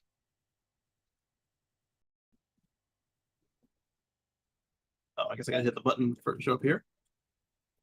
And so we'll do that. We'll discuss that one next, the video. Look at it as soon as it loads up on my screen here. Come on, computer. All right, I'll hit the button again. So what if I have 2 copies of it?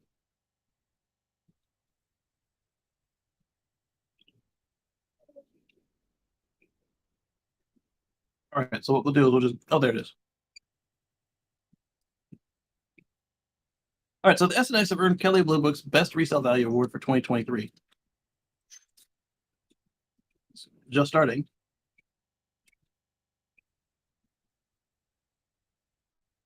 So Tesla Model S and X have received Kelley Blue Book's Best Resale Value for 2023. They made the list of the top 28 models in the US market. Cost of the car drops as you drive it off the lot. Yes. The average car can lose up to 50% over a 5-year period. There are those who keep it much better. And each year they conduct research and determine the best resale value based on the analysis of millions of transactions. In 2023, their list included 28 vehicles with the S and X. Model S retains its value best after 5 years of use in the category of luxury electric cars, and Model X has become the winner among luxury electric SUVs. In addition, the car entered the top 10 among the best thanks to excellent results. All vehicles in the top 10 Kelley Blue Book's best resale value in 2023 are predicted to retain around 60% or more of their MSRP after the initial 5-year ownership period. Let's see.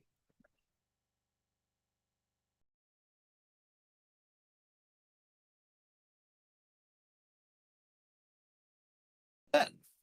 So if I sell my Model X this year, and the 60% holds true, which I doubt, I might be able to just get a mid-range Cybertruck. No money down. I'm not going to do that. I'm going to keep the unicorn.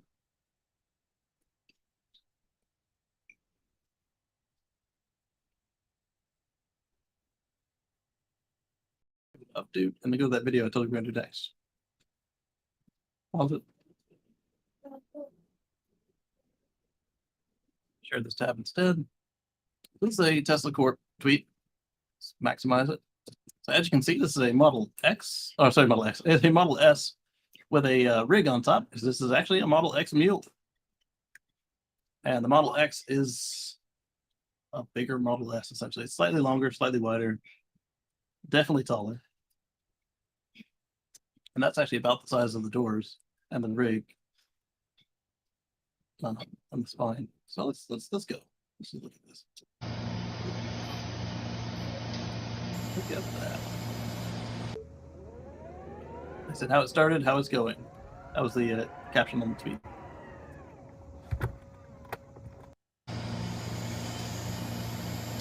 So it's always been multi-jointed. So you got the door and the roof section are able to move independently of each other. Well, not independently of each other, but they both move. So it's not a one motion like a golden door. It's that multi.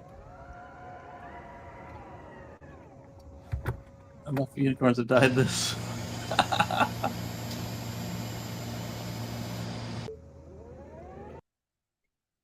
All right, make it smaller. There we go.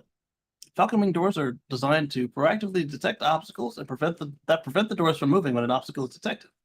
Sensors that can sense through metal enable the doors to adjust based on available lateral and vertical space. I've been trying to determine if they still use these sensors on the X now that they are getting rid of ultrasonics. I think they probably are. Yeah.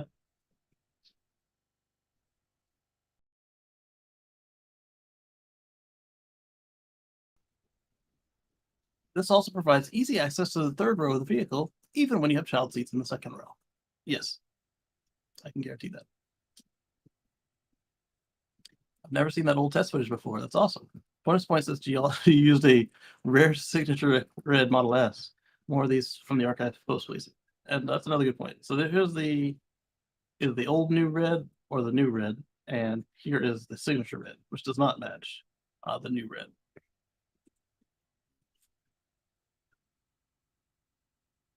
I never open my own door, or I never open my own door. This is what I call attention to detail, where the door fully opens slightly, waits for you to walk fully past it before opening, fully for you to get in. Yes, I do this every day. Well, every day I drive. Love it. 22X I have is pretty creaky in the mornings, especially thinking about maybe the instability of larger windshield glass, back doors, roof structure that's not most stable while getting out of the parking lot. Mine doesn't make noises. You might want to get that adjusted. Shut up and take my money. Just buy Model X.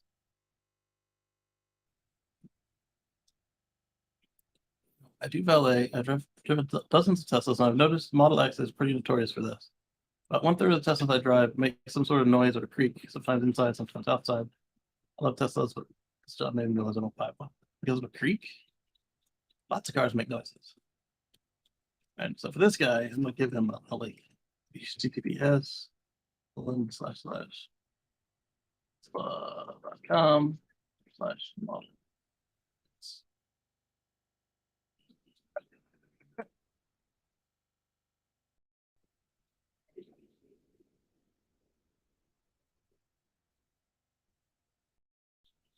How's it going at Tesla DMV?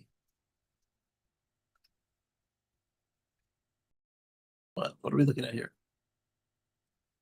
Model 3 headlights? Model Y headlight in this case? Oh, I see what you're saying. You're upgrading from Model 3s to Model Y. Yes. Moving back along, I told you we would talk about GM Ultra Cruise. I don't think this will affect very many people because the GM Ultra Cruise that we talked about a lot is actually going to debut on the Cadillac Celestiq. If you don't remember, the Cadillac Celestiq is a ultra premium car in price anyway, starting at $400,000 base. And the cool thing is that it'll start with 2 million miles of pre-mapped road ready to go. So it won't be as limited as Super Cruise was when it first came out.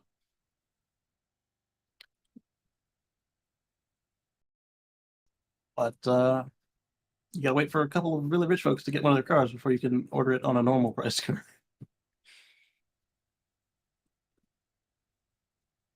So what Ultra Cruise is on this 2 million miles of road is similar to what you get with FSD beta, as far as it can steer left and right, take turns, follow stoplights, that sort of thing.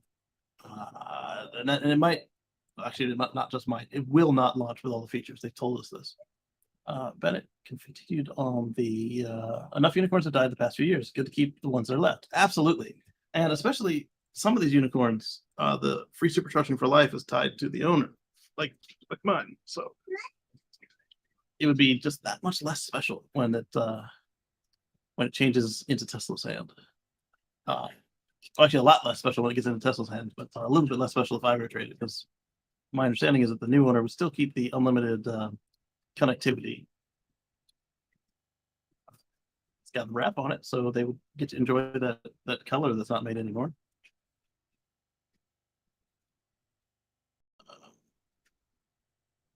Oh, the Ford recall. Let me pull that up next because you know me and recalls. I don't want it in this window. I want it in this window. I like it. Ooh, I got fruit snacks. Mangoes. Right,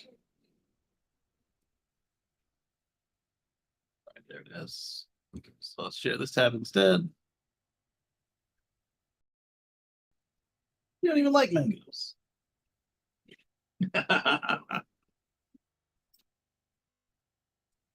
Say hi. Yeah. Where are you going? Oh, she's jumping.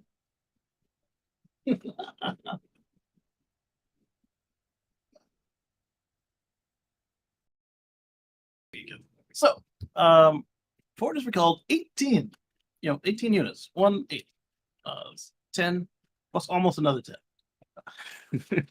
10 trucks for potential battery cell defects. So this is after the QC fire, quality control, not some sort of abbreviation for anything else. And let's see what they found out. They believe there may have been a battery cell defect. The defect resulted in a fire last month, which led to production halt that's ongoing, but expected to end next week. After initially saying, and I think that they've already ended it, after initially saying the issue didn't affect Lightning trucks already delivered to customers, they've now found 18 units that were potentially built with faulty cells during a 4-week period at the Georgia facility operated by their plants, by their battery supplier, SKON. More than 18 units were potentially affected during this 4-week period, but those EVs were not yet delivered to customers. Oh, okay, that makes it more sense. So those will be corrected at the dealer before they're delivered. A Ford spokesperson said they're still applying quality actions to already produced vehicles with batteries built in this 4-week window, which we have been holding. So the ones at the factory are also affected. Ford has not yet publicly disclosed what the exact issue is that resulted in the lightning catching fire during a routine quality inspection on February 4th. Production was initially halted on February 14th and expected to restart around 2 weeks later, but they later extended the production shutdown until March 13th. So it was supposed to come back online on Monday, and we'll see what happens now. So they could fully apply their learnings to the battery pack production process. And after announcing the recall, Ford confirmed that they still plan to resume. Oh no, Monday. They plan to resume on Monday. Official recall notice has not yet been published by the National Highway Traffic Safety Administration, and Lightning has proven popular among customers so far, but production has not been able to keep up with demand. Yeah, I mean, like I keep saying, Ford realizes where they are and what they need to do, and they're doing the right thing. Those Celestiques will be on two-row for $5.99 a day, like the R1S I see now. So maybe us normal folks will get to try it out, although you'd have to want to spend $600 a day on a rental.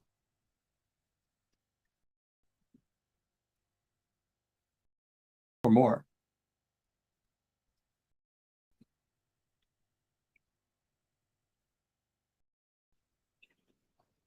I'm now visiting from Germany. They've updated our prices. Good thing is Canada is not part of that EU search thing. All right, so GM is still building just 12 Hummer EVs per day. So like 1 per hour for the entire time the plant's open. Why? I mean, obviously, Ultium platform. So obviously the batteries are probably a part of it, but why are you just building 12 a day? You can't be making money on this thing.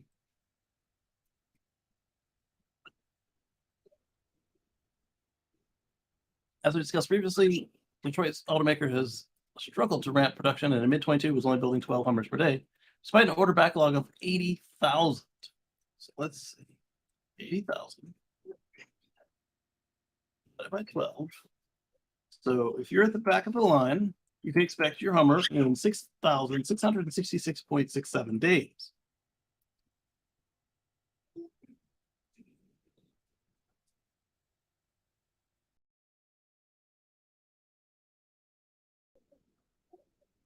Which means if they don't improve, which I expect them to improve, but if they don't improve, you can get your Hummer EV in 18.26 years. They won't even be making it then. So we'll see what they do. Are you going to get upgraded to Hummer 2? Well, actually, Hummer 4 or whatever it actually ends up being. Not for the 18 years, but the next body style. They can't really call it Hummer 2 because that's already been done. That's this Hummer 3. So this would technically be Hummer 4. So would your next one be called Hummer 5? I don't know. So fast forward 15 months after production began, and GM is still only producing 12 Hummers per day, according to the Wall Street Journal. Making matters worse is that those that were built have been stuck at dealerships since October due to a stop sale order after it was discovered. What? A stop sale order? That should have been in my recall segment. A stop sales order after it discovered water was seeping into the massive 212 kilowatt hour battery packs. This resulted in there was a recall. A recall of units already delivered to customers as well. All right, we're going to load these two articles up. It's not just the Hummer EV that GM is struggling to ramp production with. The Lyric is also based on Ultium. It started production in March last year, but the automaker was only able to deliver 122 units in 2022. Hey, baby.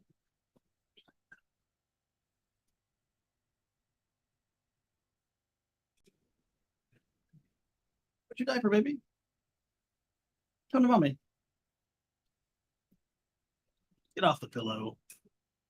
Hey. Come to mommy.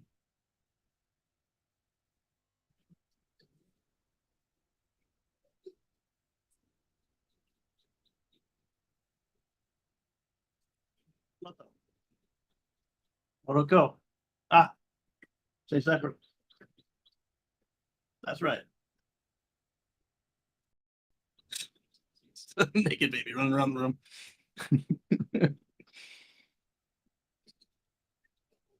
Let's see. Yeah, so that's GM. Let's look at these recalls. How did I miss this recall?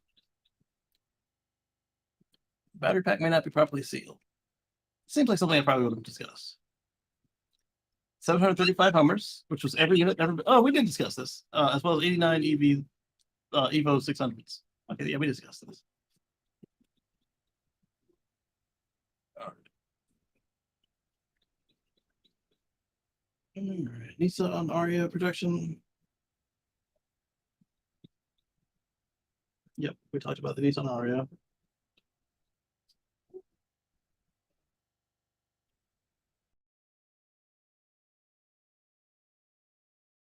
All right, talk a little bit about Mercedes-Benz. Come on, computer. Oh, I gotta hit the button. There you go, computer. And a little bit of Tesla some more.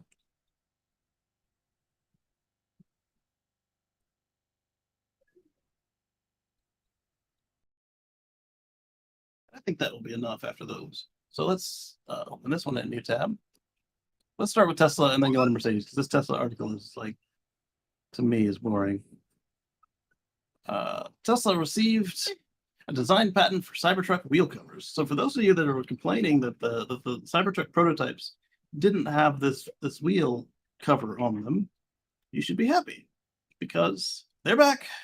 Not just on the vehicle that we saw at Investor Day, but also at the U.S. Patent and Trademark Office. They were granted on March 7th of 2023, valid for a period of 15 years.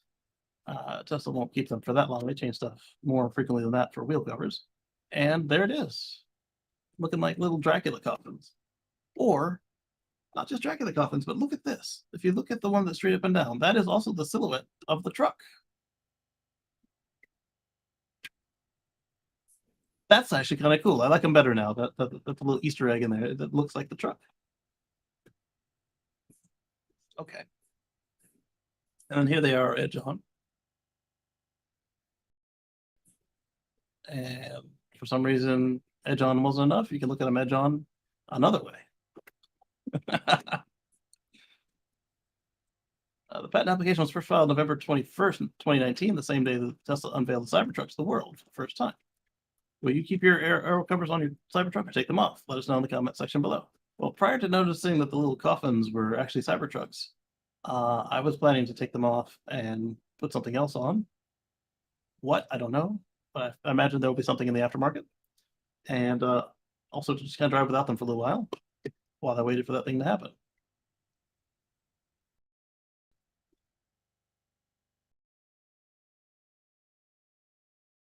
Switching to EVs will be easy. We can wait, they say.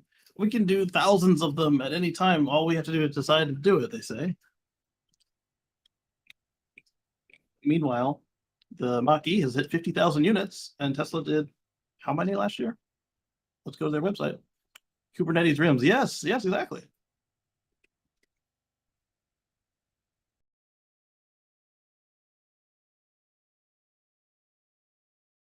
Okay, so meanwhile,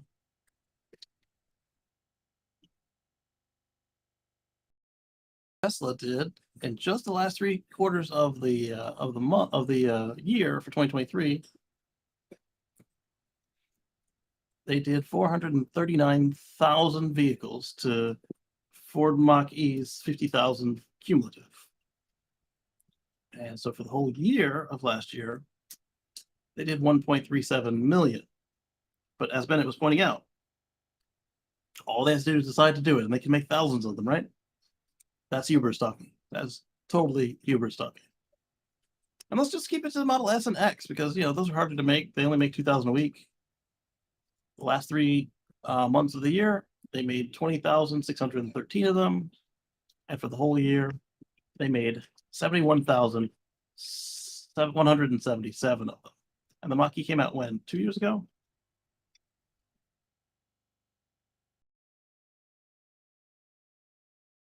November 7th, 2021. Came out 3 years ago.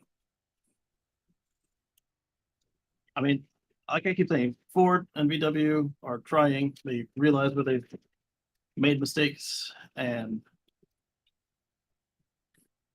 I don't know. It's just all the big talk that we hear from GM and some of the others doesn't mean anything, clearly. All right, let's go talk about Mercedes.